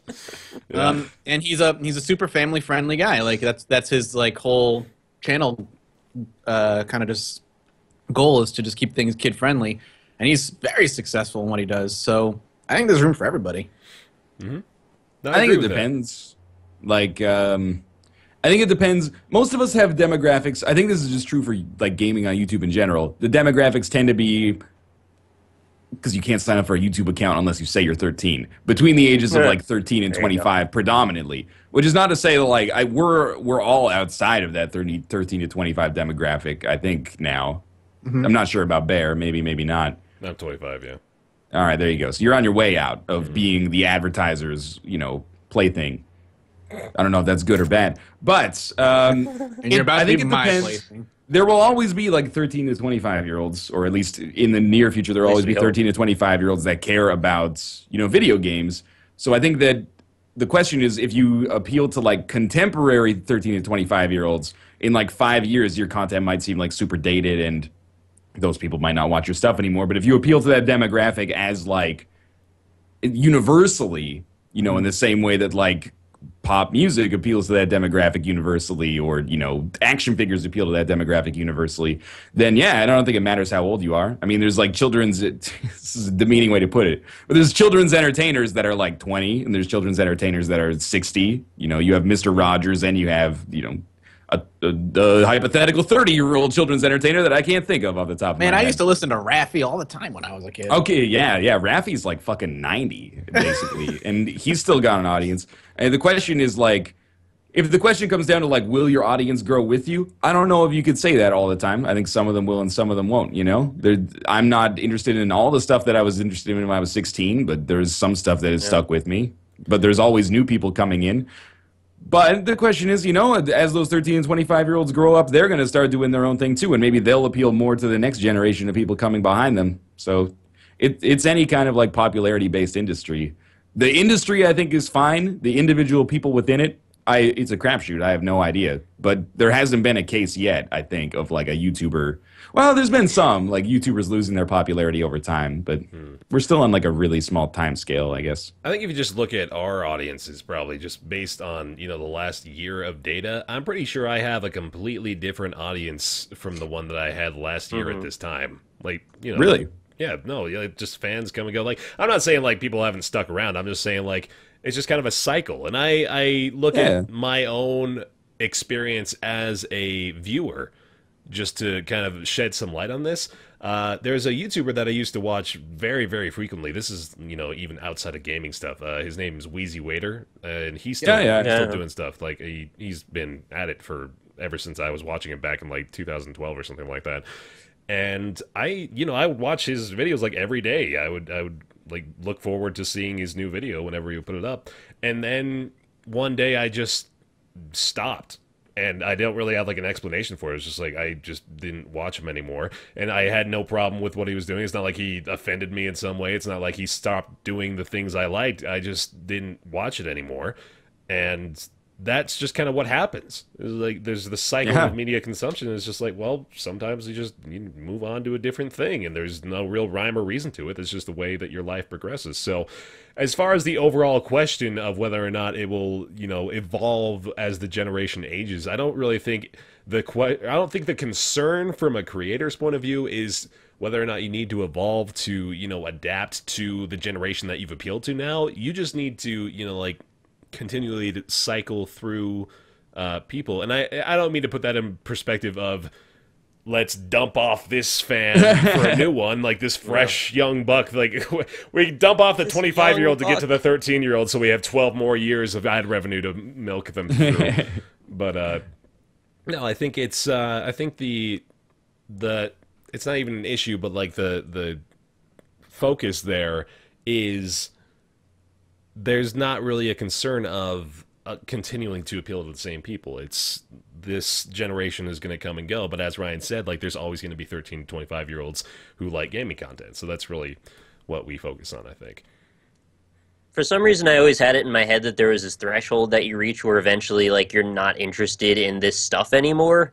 And I know that's a bit naive of me, but, like, when I was going to college, I was like, so, yeah, somewhere in my mid-20s, I'm going to decide I'm an adult, and it's now time to get a proper job and, like, go off and do adult things. And then as I left GameStop, the idea was to get some freelance design work, and I found the studio. Eventually, the guy ripped me off, and then I got really jaded. And I was like, so, like, that wasn't me. I really just like doing the gaming stuff. Like, that's what the whole point of it was in the first place. That's why I worked at GameStop for 7 years, because I wanted to talk about that every day. I was like, so why don't I just embrace the thing that felt right in the first place? And I think everybody kind of eventually will make that realization if they didn't already. Or maybe some people didn't have to make that jump. That goes into another conversation of, like, I think we grew up in a time where video gaming wasn't as prevalent as it was, and we were kind of fed the lines of, you know, eventually you're going to leave this behind and get a real job, and you have to put this hobby behind you, and, you know, your parents and teachers are like, you can't go anywhere with video games, and now this fucking college course is teaching you how to make video games, so we're from a different era in that regard. I'm curious how it is nowadays with kids growing up. Do they still get fed the lines of you can't go anywhere with video games, or is it something that they can keep in their mind and focus on? And I'm the oldest out of all of us here, too, so I probably got the most of it. Are you? Yeah, I'm 29. I'm almost 30. Oh, okay. Interesting that you put that perspective on it, because that's a kind of nice segue into this next question from @Suki Akure. Sorry if I totally butchered that. Where do each of you see yourselves in 5 years? Still doing this, I hope? I hope so. Hopefully in a very similar position. Yeah. I have no idea. Yeah, I was actually I'm gonna echo that. Is I don't think about it, and I realize, you know, from a traditional career path perspective, that sounds insane to not really have a 5-year plan. I don't at all. You're adaptable. I have a 5-day plan at best. I used to be really, really nervous about, like, YouTube coming crashing down, and God, what if I have to go back into the restaurant industry and all this stuff, but when I went to Sweden and talking to other YouTubers, talking to game developers, talking to, like, traditional games press people, the one thing I realized, and they were all, like, everybody echoed it, is whether we believe it or not, we've developed a lot of skills doing what we do, and we could transfer into something within the same industry, not necessarily easily, but with some relative ease, in that we have skills now that would work either as, like, video game PR or going into, like, traditional media or working for a website. I don't think any of us will ever have to worry about going into, as an example, back to retail or back to restaurant. I think we have all developed skills that will allow us, should this all come crumbling down, to still stay within the industry. Part of the reason why I'm learning programming right now is basically it's because I have a lot of time, like a lot of downtime. So I'm like, I might as well learn a skill that does allow me to be kind of like laterally employable within the industry that I love. I might as well. But I agree, especially not to, like, downplay what video game PR does, but we've been doing this stuff for, like, you know, 2 years minimum, 3-4 years, contacting PR. We know how that works. And we have, like, a really unique breadth of experience and depth of experience within this new media sphere that no other PR really has. So, like, I completely believe that we would be employable within public relations. The only question is if you wanted to do that. Right. Indeed. But which is not to say it would be easy for us to get a PR job, because in the gaming industry, it's not easy to get a job doing anything. Basically, you know, everybody wants in and is willing to work pretty cheap to be in the industry that they love. But yeah, I mean, I think I'm not hiring, but I feel like we have a good starting point for PR, definitely. Indeed. And there's a lot of, like, it's not to interrupt, but there's a lot of traditional press that transition into, like, game design and game development roles. Like, if you look at Greg Kasavin, he left GameSpot in, like, 2004, 2005, 2006, somewhere in there, where he was editor-in-chief, and then he became the design lead at Supergiant, who made Bastion and Transistor. And, you know, Tom Francis, who wrote for PC Gamer, built gunpoint in like nights and weekends. Like he worked on it full time for like a year or 6 months or something like that. Like there's definitely there's pivot points. I don't know if any of us are gonna get hired if shit goes like terrible. If we're gonna get hired as writers or anything like that. I don't know about that, but yeah, like I could see it happen. And we've all developed in a pretty incredible amount of contacts as well within the industry too, which goes a long way, you know. Mm-hmm. I think I'm going to try to wrap this up here. I apologize if we didn't get to your question. There were a lot of good questions and a lot of silly ones, but some of them made me laugh a little, so thanks. But we'll do one more here. This one is from we got a good one from Caspian Crawdad, actually, at Caspian Crawdad. He says, how different are your lives now versus when you guys first started YouTube and Twitch? Which kind of ties into what we discussed before, but you know, kind of specifically, I guess, like offer a contrast in quality it's not of even life. Close. Yeah, no, it's night and day. I was working as a teacher in Korea, unmarried. And now I'm like living in Vancouver, married, and not working as a teacher. And working in underwear. Exactly. It's well, he was doing that already, but that was, you know, not really permitted. That's why I'm not teaching anymore. Yeah. No, but it's like it's an enormous change. Some of that's because of YouTubing, some of it's not because of YouTubing, but it's not even close. I think that's kind of the story for all of us. It's like incredibly different. We're all very, very, very lucky to be in the positions that we are, and I think that's something we think about at least every day. Yeah, that's just life before YouTube and life after YouTube is it's incomparable. Working 12 hours a day, 3 days a week, and then 8 hours a day the other days of the week, and then doing this as a hobby at night, and now just doing this as my job, and I have to worry about going to the restaurant and stressing out about money and eating peanut butter for dinner for like a year straight. Like, it's great. It's totally different. The idea of taking control over your life and being able to set your own hours and, making friends that understand what you're about, cultivating a community around the thing you love, like those are really rewarding things. And just the ability to not have to answer to somebody and be able to do what I like every day with no exceptions, whenever I want, that's the ultimate thing. Like, what else do you want beyond that? So I'm quite happy with the way it worked out. I hate it. Yeah, Bear hates it. Awful. You keep saying this every day. I still, like, every time, I feel like I don't appreciate it enough because I didn't have to come from the situations that I frequently hear about. I mean, it's not like you guys are coming from the fucking gulags or something, but I'm just saying, of course not. No. Right. We, for the most part, we had just, jobs that kind of weren't great and weren't really fulfilling. But I had something that was okay, and then it just turned into this, which is obviously fucking phenomenal. So, it's interesting, but still fantastic. And like I said, it is, no matter where you come from, when you get into a position where you're able to do what you love and be able to pay the bills at the same time. Obviously, that's just the best possible situation. So, it's and I hope that this section served as being inspiring, because otherwise there is nothing more insufferable than listening to four people talk about how much they like where they're at in their lives. So, right? Yeah. Sorry. Yeah, no, you're absolutely right. Oh, fuck. Oh, man, we're going to have to edit this whole section out. Cut the whole section.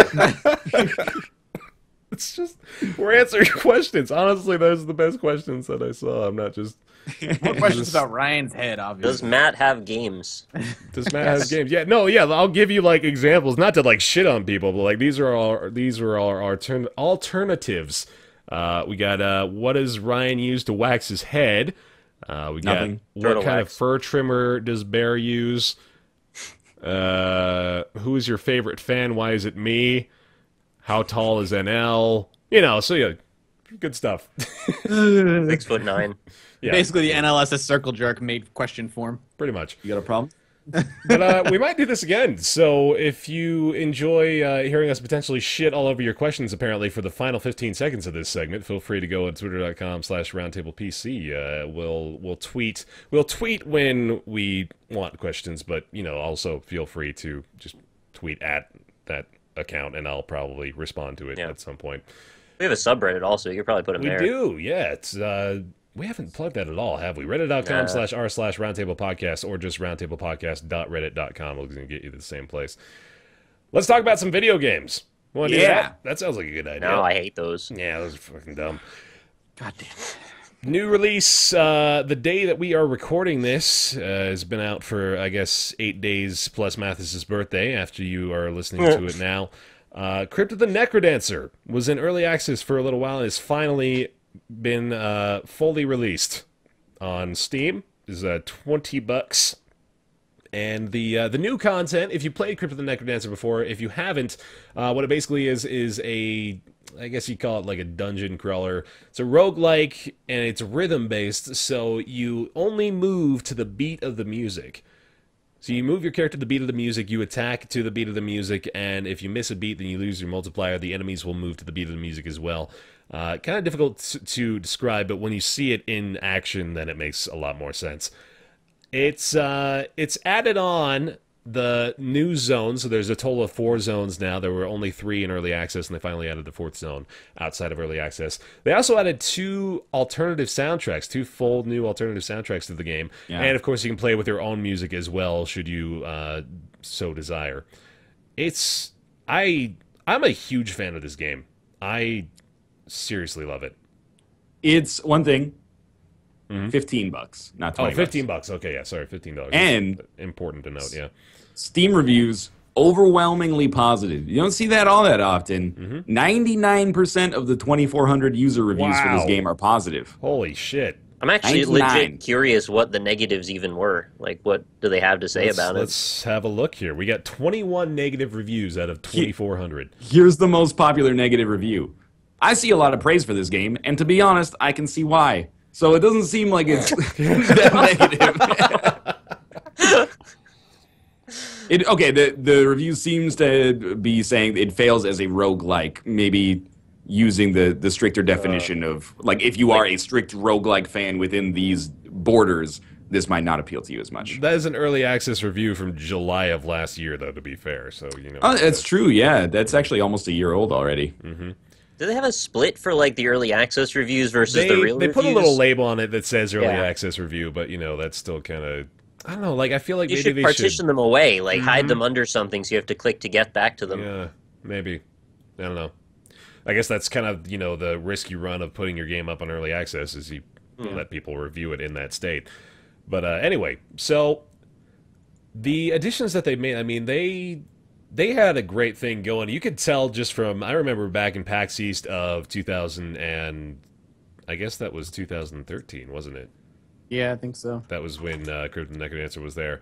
Their booth was just, you know, there were people lined up for, you know, metaphorical miles to play Crypt of the Necrodancer. It started blowing up around that time.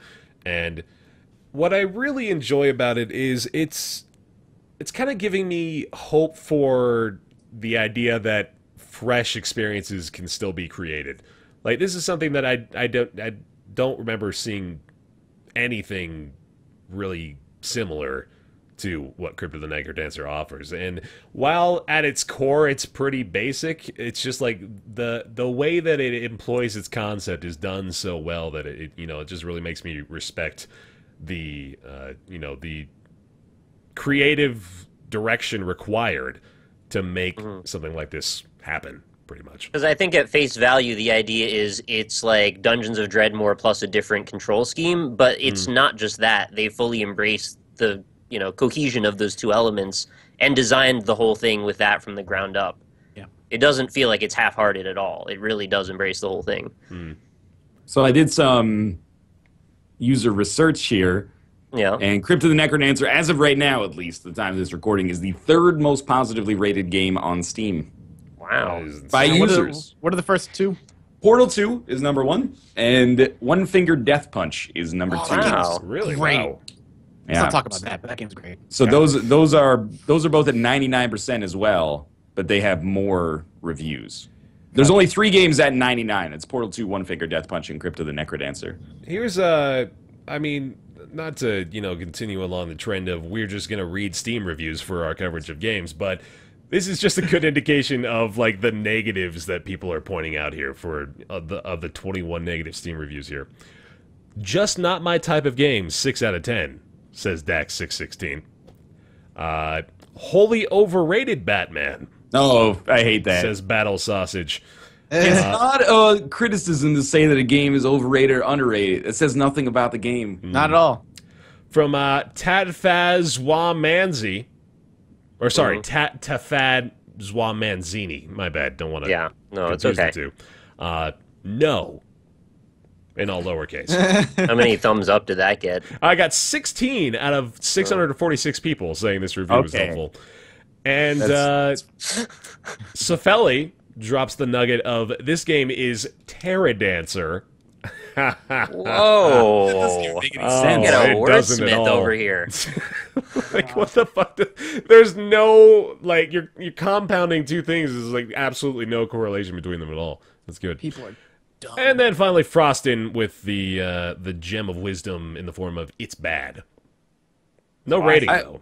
0.1 hours on record. So I don't think any of those negatives you just cited were actually any reasons other than subjectivity. Mm-hmm. Correct. Which is It's not always surprising on interesting Steam to me. reviews. And, you know, I'm relying on this because I haven't played Necrodancer. Here's my narrative with Necrodancer. I played it in pre-alpha, I think, like 2 years ago. And then they did that Necrothon stuff this summer. Yeah. Yep. So Kate played like 100 hours in 2 weeks. So I still have like the dun-dun-dun, dun-dun-dun and stuff in my head. And it's still giving me flashbacks a little bit. But I'm going to come back now that it's actually out and check it out for myself because this is my genre. Like, this is the shit that I really, really love. But, man, like, what are these reviews? I'm not going to call out their name, and you can have a negative opinion after playing a game for so long, but maybe fun and difficult, but I feel this is not worth it in price, and generally, as the ideas and updates for this game is not interesting. 102.3 hours on record. Oh. Jeez. That's a lot of hours to not really have much to say, though. Although, to be fair, I've seen reviews for NBA 2K14 that literally had 2,100 hours on record that were negative, that were like... Now, I want to preface this by saying, you see the hours I played, and you say, how the fuck are you recommending, or how are you not recommending this? But apparently... That's what I don't get, that people who put hundreds of hours and like, this game's bad. Like, this is my lifestyle now, but I hate it. Really, this is a review about me. I hate the decision I've made to commit myself to this. Look into my psyche made manifest. But anyway, enough about other people's opinions on Necrodancer. Like, so as Ryan was saying, like it's got pretty much subjectivity involved with the negative aspects of it. But I really I can't praise it highly enough, and I don't want to gush about it anymore either. But I'm trying to think of something I don't like about it. It for what it is and for what it does it all extraordinarily well. So it is a massive thumbs up for me. Especially what it basically comes down to, correct me if I'm wrong here, this is what I'm looking for, but it's a rhythm. It's not so much a dungeon crawler in the vein of like an action RPG like The Binding of Isaac, as it is a rhythm-based puzzle game, right? Like, it's about learning the enemy patterns and actually like executing that kind of solution over and over and over again to the tune or to the beat of the actual song, right? The point where you can see the enemy just as it comes on screen, you just know exactly how you have to move. That's a good to take point. Care. No, did you guys play 868 Hack? No. No. Okay. I was wondering if it's like kind of like that, but instead of like time to think out your moves. Because it seems to me almost like a more traditional roguelike in the fact that it's not really turn-based, though, but you do move like one tile per And hit. I guess in a manner of speaking, Yeah. you could call it turn-based, too, yeah.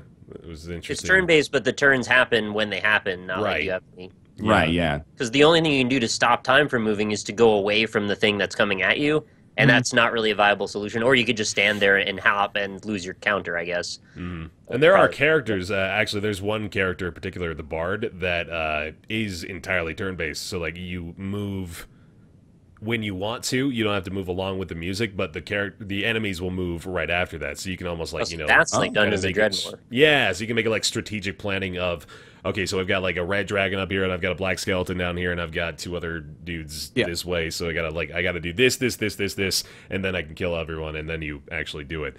So That's cool. There's a lot of variety too. Yeah, so there's like 10 different characters I think now with different challenges associated with them. So there's one called Eli, for example, who has infinite bombs but does not have access to any other weapons. So you have the ability to just lay bombs and like toss bombs with his little shovel hand. Dude's got a shovel for a hand. It's pretty badass.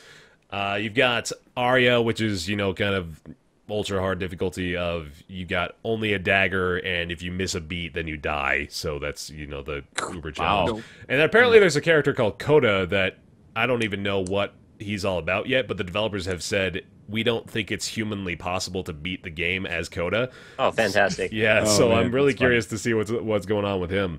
He has no health and can't pick up health. Yeah, no, you start it and he just dies, and you have to figure out why. It's a mystery. Yeah. Okay. But yeah, it's real good. It's real fun. I dig it a lot. How long? Like, have you beaten it? You played a ton of it. Yeah, for the main menu thing, right? Mm-hmm. I've beaten it a few times now. Yeah. How long does the average run end up being? Because for me, that's a huge thing with these games. Is like I cannot get myself to continue a game. Mm-hmm. So if I can't beat it in one session, the odds of me coming back to it are super low to finish the session later. I say, well, the thing is, there's actually kind of a time limit imposed on you. So if you get to the end of the song in a particular level, then the level ends and you drop through the floor and just says song end and go to the next one. So there's kind of a hard cap place for that. But I'd say just in general, you can expect if you're getting through the entire game, probably 30 to 45 minutes would be a good... Totally it's perfect. Normal. Yeah. Yep. So, no, it's got a good balance there, too. And that's getting through all 4 zones, and the final boss is, you know, encapsulated in that. I really like that aspect of the game where it forces you to end at the end of the song. Like, it forces you to be to maximize your movement through the levels. Indeed. So, yeah. All right, I've got to check that out.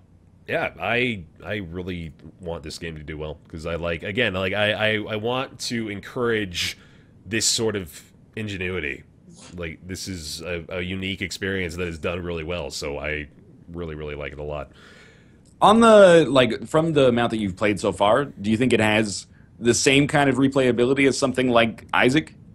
No, I don't think so. I think the character variety is really good for that. I think Isaac has the appeal of there's so much that can happen in so many different ways. Necrodancer, I'm pretty sure, is only going to really get 200 to 300 hours of gameplay out of you if you're really invested in either getting a high score, competing in the daily challenge leaderboards. They have daily challenges in this game, by the way, so in case anybody was curious about that. Also seeded runs, if you want to do races against your friends or something like that. I hate to say it, but that's almost like a prerequisite at this point. Yeah, it is. The genre has changed so much that it's basically if you don't have dailies and or seeds, preferably both, then you're behind the 8 ball to start with, unfortunately. I wish Isaac had dailies. They're talking... Tyrone he's been subtweeting me. He's been sneak dissing. Giving me some... He and Ed, this will be 2 weeks ago by the time this podcast goes up, but they tweeted and they're like, hey, should we add dailies at Northern Lion LP? And I was like, come on. You don't need me to said no in caps. Right, yeah, you don't need me to dance for it to tell you that. So I'm thinking that they have some kind of idea for Afterbirth that will add dailies. I'm starting to think they keep teasing this new game mode that's going to change how you play it completely. I'm pretty sure. Not to turn this into me talking about Isaac as I always do, but my assumption is that they're probably okay with it being time based now. Yeah. Mm-hmm. I don't know what else they could do, but. Unless it's just they turn it into Nuclear Throne and just have you loop the shit out of the game. Have 15-hour-long runs. Basement seed, but through the whole game, basically. I'd be into that, actually. It'd be cool, yeah, like an endless mode. But anyway, for Necrodancer, what I was going to say is, the people that I think are going to get 200 to 300 hours of gameplay out of this are probably going to be the people that are invested in, getting good speed runs and getting really good at it. Because there's only so much you can experience from it. I don't think there's even really much by way of, secret content. When you first start out the game, you unlock content by going into individual zones and gathering diamonds, and then you use those diamonds to spend in the various shops that you get to in the lobby to unlock new items and stuff like that. So once you get through all that, there's the appeal of, let's see how good I can get at this, and then beyond that, there's not too much. So It's got still very high replayability, but not as high as something like Spelunky or Isaac, I think. I have one concern that I wanted to bring up, and this is going to sound more negative than I mean it to be. I really love the soundtrack of that game. I think it's fantastic. I have nothing bad to say about it, but it is heavily reliant on that soundtrack, and over a very long amount of time, it will sear itself into your brain, as it did with the Necrothon. Do you think that that's sort of an intrinsic negative to basing your game on a soundtrack?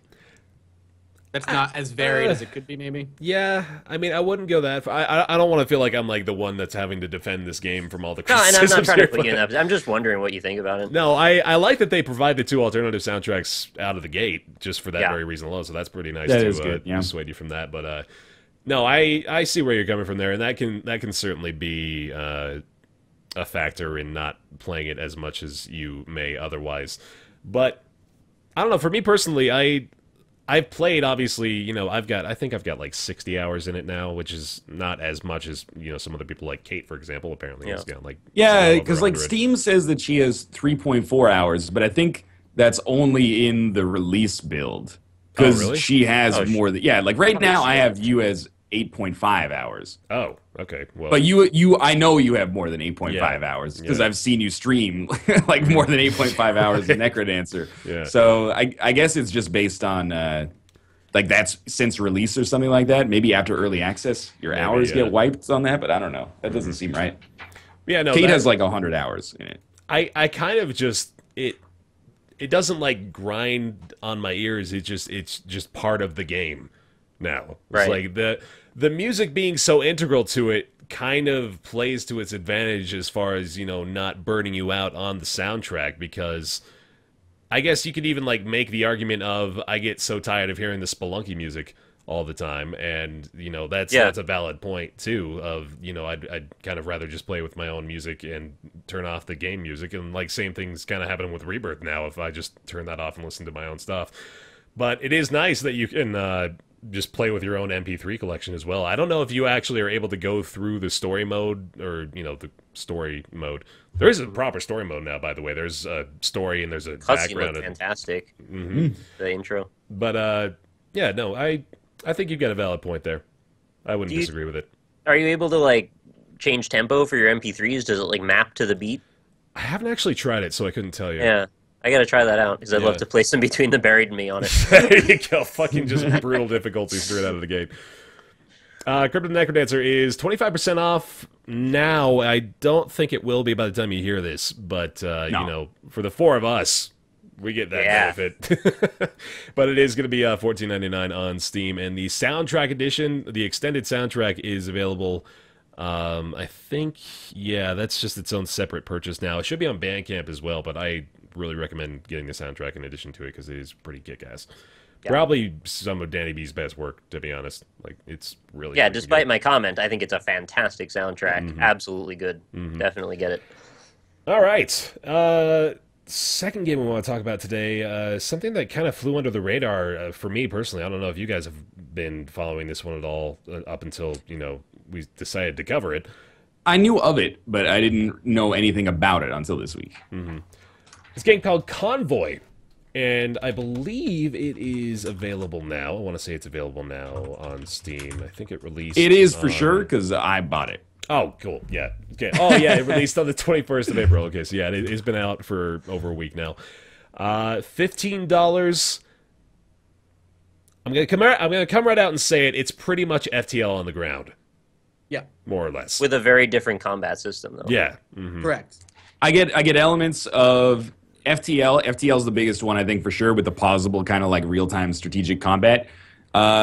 Sunless Sea kind of led the way you navigate in like freeform. You know, FTL, you're kind of on like a track that pulls you towards the end. You can kind of like make your own pace, I guess, in Convoy. And like the map screen and kind of the setting reminds me a lot of Neo Scavenger, and Mad Max is pulling a lot of that, or a lot of people are saying Mad Max for that as well, which is totally fair. Even the developer actually says inspired by Mad Max and FTL, so they wear their inspirations on their sleeves. There's nothing wrong with that. So the game consists of you manning I forget what they call it. It's like, well, I guess it's literally a convoy. Yeah, MCV, that's the word that they use. And you can't actually control your main vessel, which is a very interesting part of it, outside of utilizing some of the weaponry that you can buy and attach to it. But what you are primarily concerned with is manning the 2 or more vehicles that come with your MCV as part of that convoy. So the combat itself consists of you controlling those vehicles, moving them around and assigning them targets, and then of course you can utilize the weapons and the additional abilities, as I mentioned before, attached to your main vessel. And it works really, really well for that. The combat is very interesting. I didn't actually realize a big part of the combat is you're always moving. So you're always moving forward. You can't actually stop moving forward. And part of the combat is there are obstacles that will pop up on the right side of the screen, and if you're not reacting to those quickly enough, it'll just straight up destroy anything in its path. Yeah. So I didn't realize that the first time I played the game, so I booted it up, and that wasn't part of the tutorial either, so I just, like, I saw this giant red skull coming up, and I was like, oh, there's more enemies showing up, I guess. That's what I thought it was at first. Yeah, no, but no, it's a giant fucking rock wall that, eliminates everything you know and love. So it is... the combat is like very large in it, but like the predominant structure of the game is you're looking at a top-down map, like a topographic map, and pointing yourself in the direction you want to drive in. Then there's just random events that'll pop up along the way. So there's like plot points where you select, do you want to go to the next, event progression marker, or do you just want to look around? Do you want to go to camp and try and repair? And it's in that all the other stuff happens. So if you were to look at this as anything, that's like the biggest FTL comparison, is that you're going to spend a lot of time reading text, making sort of like event-based decisions on, your own moral compass or whatever you decide is the right progression, trying to get parts and re-outfitting yourself to survive more combat. And the combat's not very FTL-ish. It's more RTS light in that it's more right-click based, maneuvering your units in the right areas, making sure that your cars are in a strategically advantaged area. If an enemy's in the way, moving your car either behind them, in front of them, and then ramming them out of the way. It's a lot more. It's a lot more, like I said, RTS-like than it is. I'd say FTL-like. Yeah, the FTL, the comparison is interesting because it is possible real time, but and so is Convoy, of course. But FTL is a little bit more like timing based and a lot of priority based. Like you want to know you're targeting this specific module of the enemy ship for this reason because it'll allow me to do this. In Convoy, it's almost like I like the RTS comparison mixed with like a little bit of tower defense because you kind of just like set it and forget it to some extent. You're like, you are going to attack you. Yeah. But I really love the other side of the combat with the obstacles so that you can do strategies like using your MCV's EMP, freezing an enemy, and then bashing them into the rocks, like pushing them and they won't have a way to respond before they explode because like that is a one-hit KO, whereas when you first start out, enemies are going to take you maybe 30 to 45 seconds of sustained fire to actually kill. But the trade-off is that when you ram an enemy, you end up taking damage in the process, but you're going to take damage in the process anyway because you can't. There's no, unlike FTL, there's no way to just lock down early enemies and stop them from hurting you. Yeah, like you just kind of have a super tanky ancient, for lack of a better word, and you got to repair it multiple times. And again, like FTL, you're going to start out on easy difficulty, and you're going to get your ass kicked a lot. Yeah, it's pretty freaking brutal. It's tough. But I really do like that open world-esque map that they've got going on. I like the navigation, the way it works. I also really like how, it's a contour map and you can see the outlines of mountains and stuff. And your vehicle will actually go slower over those and it'll go faster if you're moving along roads. So you kind of have to accommodate for that. I think it uses less gas, too, if you're moving along roads. So you just you have to kind of plot it out accordingly. I'm a pretty big fan of it, honestly. Like I didn't think I was going to like it just based on what I saw. I thought it was going to be like, kind of just like a stripped down FTL, but it makes its own way with those changes to the formula, I suppose, of what you could expect from a game that would be like FTL if it were in the form of, a desert convoy. And, it's difficult, but I think it's just got a learning curve that I gotta get acclimated to again, which is fair. Hard. Yeah. Well, I mean, it's hard, but I think it's also quite accessible. I mean, in terms of a gameplay perspective, there's not all that many different moments you have to really maximize. Like at the beginning, the resources are really just gasoline and scrap. And then you start to branch out and you're like, so now I need to find some new weapons. Maybe I need another car. How am I going to manage that from one moment to the next to get to that position? And you have to create your own opportunities at that point. Like, do you want to go after the next plot element and risk losing everything? Or do you want to kind of putter around for a while and see if you can build up an army and then take it on? You do have the freedom to make those choices at least. I wanted to ask, like, how do you guys feel about, from what you've played so far, and it might not be a fair comparison, you might have 100 hours in FTL versus like 2 in Convoy, but how do you feel about the open world structure where it kind of like, it's non-linear and you have your own control over the pace of the game, where you go, whether you target the main objectives or just kind of like build yourself up first, versus the like you're being pulled along style of FTL where there's no choice but to march forward towards like the boss? I appreciate both, but I prefer the freedom to set my own pace. I mean, for FTL, I think it makes sense for that since it fits the story. But this, you know, you really get more into each run when you have the time to spend as much as you want and really maximize your chances. A lot of the problem with FTL, and I think FTL is a fantastic game, let me preface by saying before I critique it pretty hard, a lot of the problem with FTL is the fact that you are getting pulled along so far that the final boss is so fucking hard that you better have hoped that getting pulled along and you came across some amazing luck and have the perfect loadout to fight them, as opposed to if FTL allows you to be freeform, you could tailor your run to be like, all right, I know this is the end goal, this is what I'm going to need, let's see if I can do that. Because my biggest problem with FTL is that it is so luck-based. It is so heavily luck-based that you're going to be able to beat that final boss or not. You can tailor your luck, sure, and you can start out with better ships, sure, but you still need a very particular loadout to take on the flagship in that game. And that really put me off of FTL because I could never go into FTL, unlike Isaac, and be like, I could probably pull out a run here. Dude, I feel like the metaphor is actually trying to get boss rush in Isaac for beating FTL. Like, you need just the right circumstances to make it happen. You can do boss rush on any run, Isaac.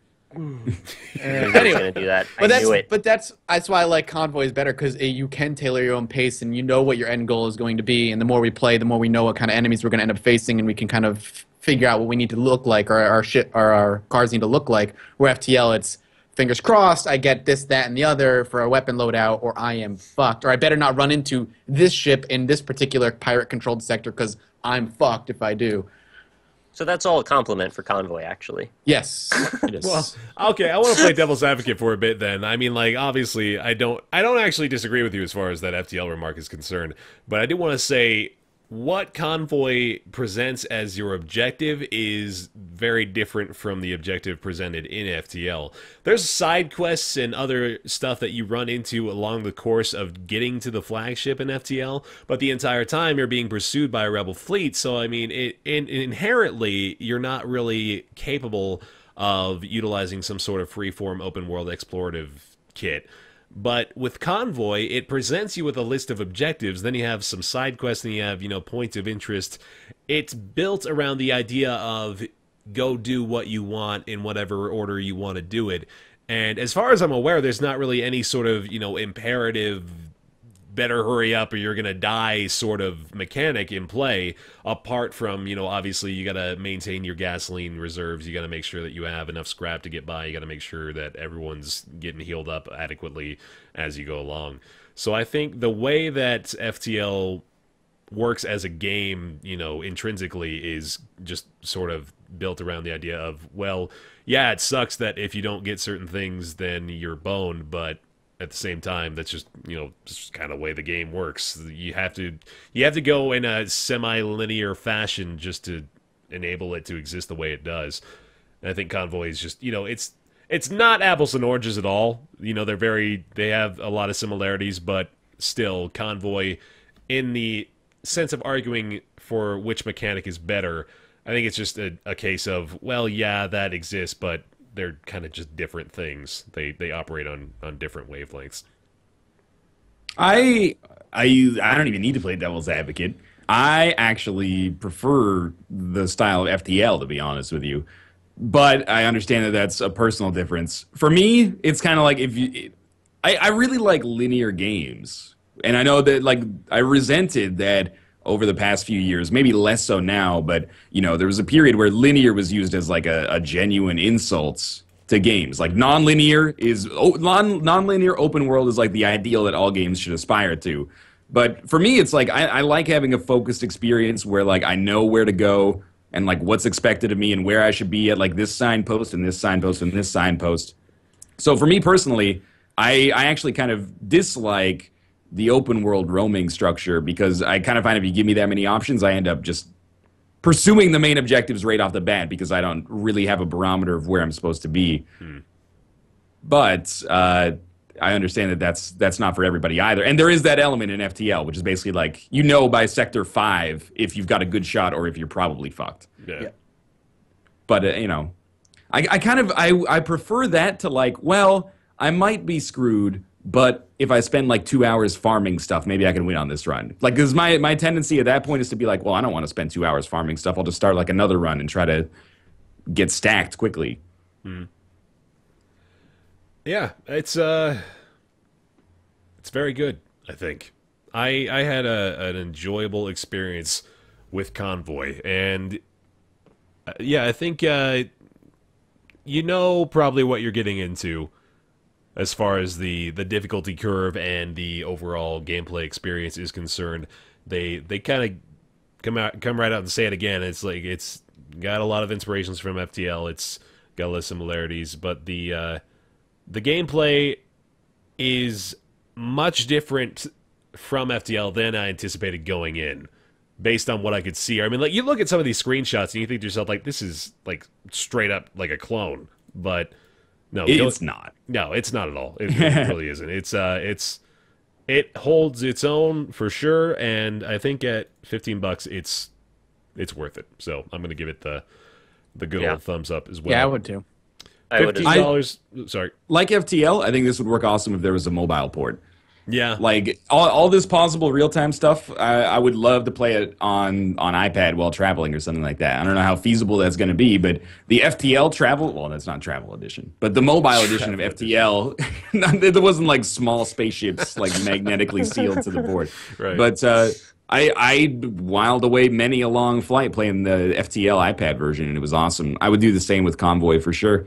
It's one of those games that for me, once it loses its luster, but once I kind of lose my enthusiasm for it just due to playing it for 5, 6, 7 hours, it's going to be hard to motivate me to probably play it at my PC. But while traveling, I would play the crap out of it. I think if you released it for like $5 on iPad, it would be a really attractive purchase. But hey, congrats on releasing your game. Just go, port it to Apple now. I'll never be satisfied. Yeah, exactly. I can tell you definitively the one thing that's, making me hesitant on doing a series on this game is the fact that I know that people are going to be shitting on me for not being perfect at it the second time I play the game. So that literally was the case for me the second time I played. So I also like that in tone you can just be like straight up ruthless. Like FTL kind of it has an element that you're the good guys. Like all the moral decisions they give you are at worst ambiguous. Yeah. Like they'd be like, "There's a pirate stuck in the rocks," and you're like, "I hate pirates. I'm gonna blow them up," and then you get some loot or you don't. This is like you find a man at the side of the road. Do you want to like ask what his problem is, shoot him and take his stuff, or just keep driving? And you sometimes you shoot him and it's just like, yeah, you shoot him and then it's like you shot him. Like, you didn't even get anything. It's like, wow, you must be a dick. I kind of like that it goes to that dark element. Yeah, we were wondering if that would manifest later in the story, like that these decisions we're making would somehow add up as negative karma toward us or something, or if it's just, irrelevant and it's for our own character. Right. Yeah, it would be cool if there was some kind of, I don't know, like a good ending or a bad ending. Did you guys find the safe, by the way? No. You never found the safe? I found a safe in the middle of the desert, just out of nowhere. It was like, hey, something blew up, and all of a sudden there's a safe here. You have the code? Try to put it in. Oh, no. man. Oh, I tried 1, 2, 3, 4, of course, because naturally that would be what you do. Yeah. And then one of my vehicles was destroyed by the ensuing explosion from man. fail safe on the tripwire. But anyway, Convoy, $15 available on Steam right now. Thumbs up across the board, I think. I like it. Mm-hmm. And that is, we did want to, kind of briefly mention Kerbal Space Program, the program space program. Kerbal Play Program. Yeah, it's out. It's available. Yeah, That was Build rockets. I mean, we all know Kerbal Space Program. I think we're all pretty familiar with Kerbal Space Program. I wish my brain could handle that game. It's what NASA uses to train its astronauts and scientists these days. Exclusively at this point. Mm-hmm. Yeah. I may play Kerbal Space Program. If I do so, it will be off camera. Smart call, friend. I got 11 episodes in, and I was like, Yeah. I'm done making this public. Yeah. It's like, you're not on the moon by episode 5, you suck! That is it for our show today. Apart from a little spectacle we like to call Nick's Weird Games. Brought to you by Netflix. Go sign up for Netflix.com/Patreon. No, it's Peanut butter M&Ms. yeah. I don't know. No, we do Patreon.com/Roundtable if you want to support the podcast. Well, I don't want to make this plug right now actually because I gotta ask a little favor of our good buddy Ryan here to maybe sing Nick's Weird Games theme song in the form of Aretha Franklin. Oh, fuck. All right, good luck with that. What we want. You know Nick's got it. PlayStation 1. And various consoles. What he's getting is another Nick's Weird Game. Give it to me.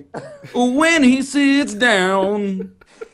Nick's Weird Games, Nick's Weird Games, Nick's Weird Games, Nick's Weird Games, Nick's Weird Games. It's very difficult to Can't wait enunciate for the that. remix for that one. Oh shit! Oh my god, the Dr. Dre remix from last one. Oh, that was episode of the filthy, show. man. We That gotta was give a really big shout good. out to that. He's been posting those to NLS's Circle Jerk and to the Roundtable podcast subreddit. Yeah, so definitely worth checking those out. Thanks for making it easy on me, by the Yeah, way. you bet. I'm pushing your limits, man. I want you to expand as an artist. I think I'm more interested in the intros than the games at this point. All right, so this is one that I'm going to guess you probably have heard of as well, because it's a little bit infamous at this point, but it's a PlayStation 2 game. 7. It's a PlayStation 2 game. Final Fantasy 8. Oh, yeah. Love Rez. All right, We got this Rez. is Rez. Yeah. This is a musical synesthesia experience where you proceed sort of Star Fox style down a corridor and you shoot at stuff. What are your experiences with Rez? Dude, Rez, I wish I smoked pot back when I played Rez. That would have been amazing. If you're ever going to play a game and recreationally consume marijuana, this is the one to do it with, because Rez is I a trip. lived with a guy who smoked a lot of pot and played a little bit of Rez. Mm-hmm. So I am thinking that he was probably on the same wavelength. When did this there. come out? This was like 2003, I think? Or Seems like the right era, sure. Yeah. So The back of the box says 2001, but I don't know. There was Didn't they make, an Xbox. Yeah, they made like there's another an one for like the XBLA. Kinect.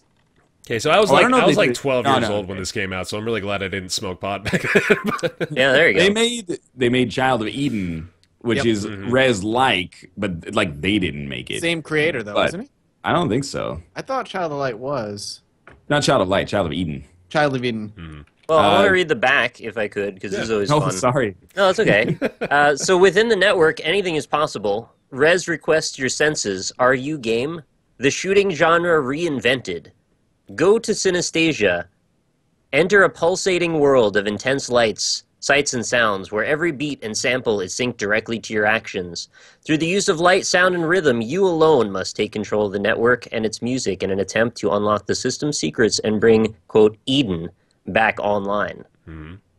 How sweet is that? I think they even made a vibrator that went along with this game in Japan. Oh, I'm sure they did. Yeah, absolutely. Same developer. So you Same get developer. orgasm to this game. All right. I remember they tried to market this as a shooter back when it was coming out. Like that was a really interesting perspective they put on it. Like they were trying to aim at like the I don't know, like the quote unquote hardcore audience of you thought shooting zombies and army men was cool. Wait till you shoot music and Eden and The developer for network. this game is they did like all music games. Like they did all the Luminous games. I love They did, Lumines. They're Yeah. so good. Child of Eden. They did obviously Rez.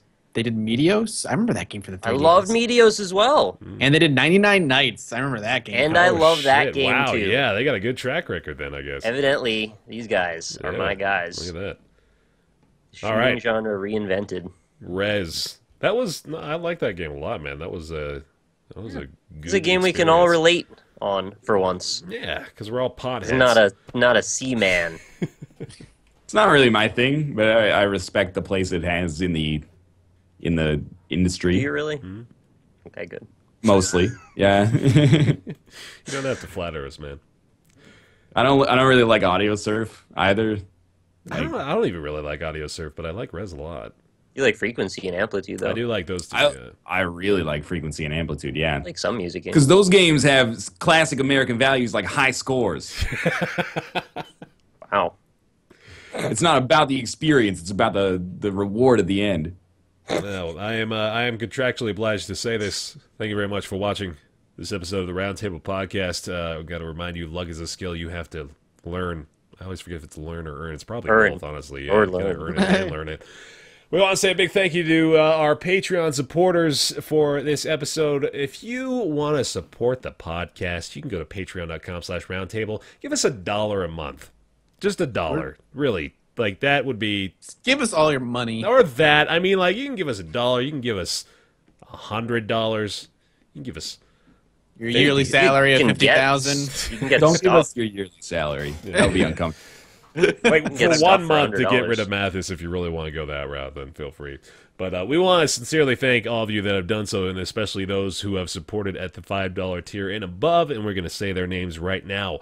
And they include Max Pillin, Christopher Flagg, Cataby, Casey, EP Diablo, definitely maybe not Kevin, Alexander Spillman, Jonathan Graham, Jeff Rush. I am reading, Mathis. You shut your mouth.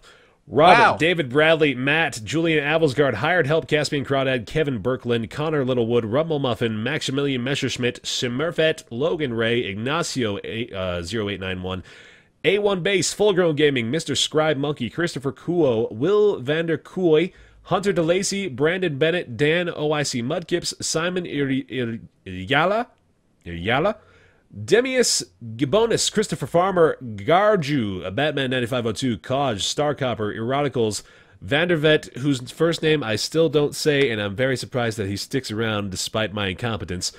Grace Card, Peter R., Thomas Cashman, Michael Gilbert, Zachary A., Unix388, Sebastian Iorga, John Morrison, Michael Gray, Justin Positron, Brizzlebrip, Saint City Riot, Scott Colin, Urbane J, Muskif DP, Jesse Warburton, Chris Hauer, Jonathan Collins, Dino T. Mora, Levi Robertson, Pile of Bunnies, Solon Carter, Modest Ponin, Dragon Slayer Doppelganger, Rihanna, J. Kyle Pittman, Fred Durst, lots of really big names showing up here in the $5 tier.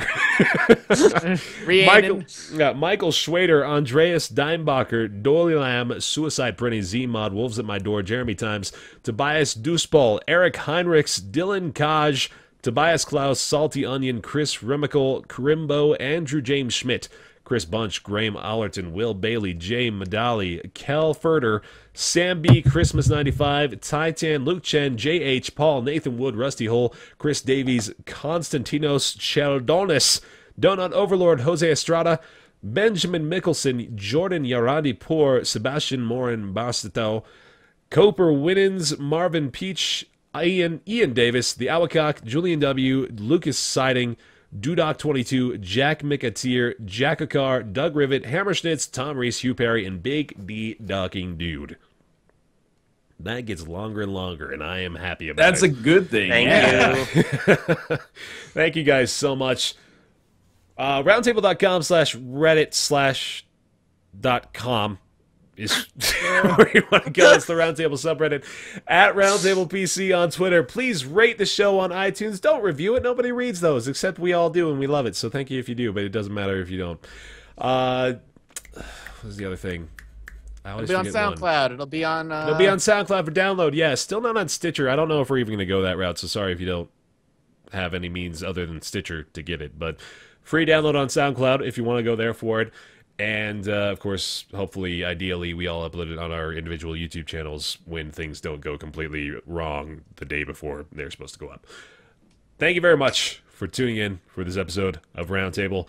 Oh, and twitch.tv/Roundtable Podcast. That's the other one. We will be live there again. We just had a stream there on the 21st of April. We played a board game, and apparently people like that well enough, so we might do more of those sorts of things in the future.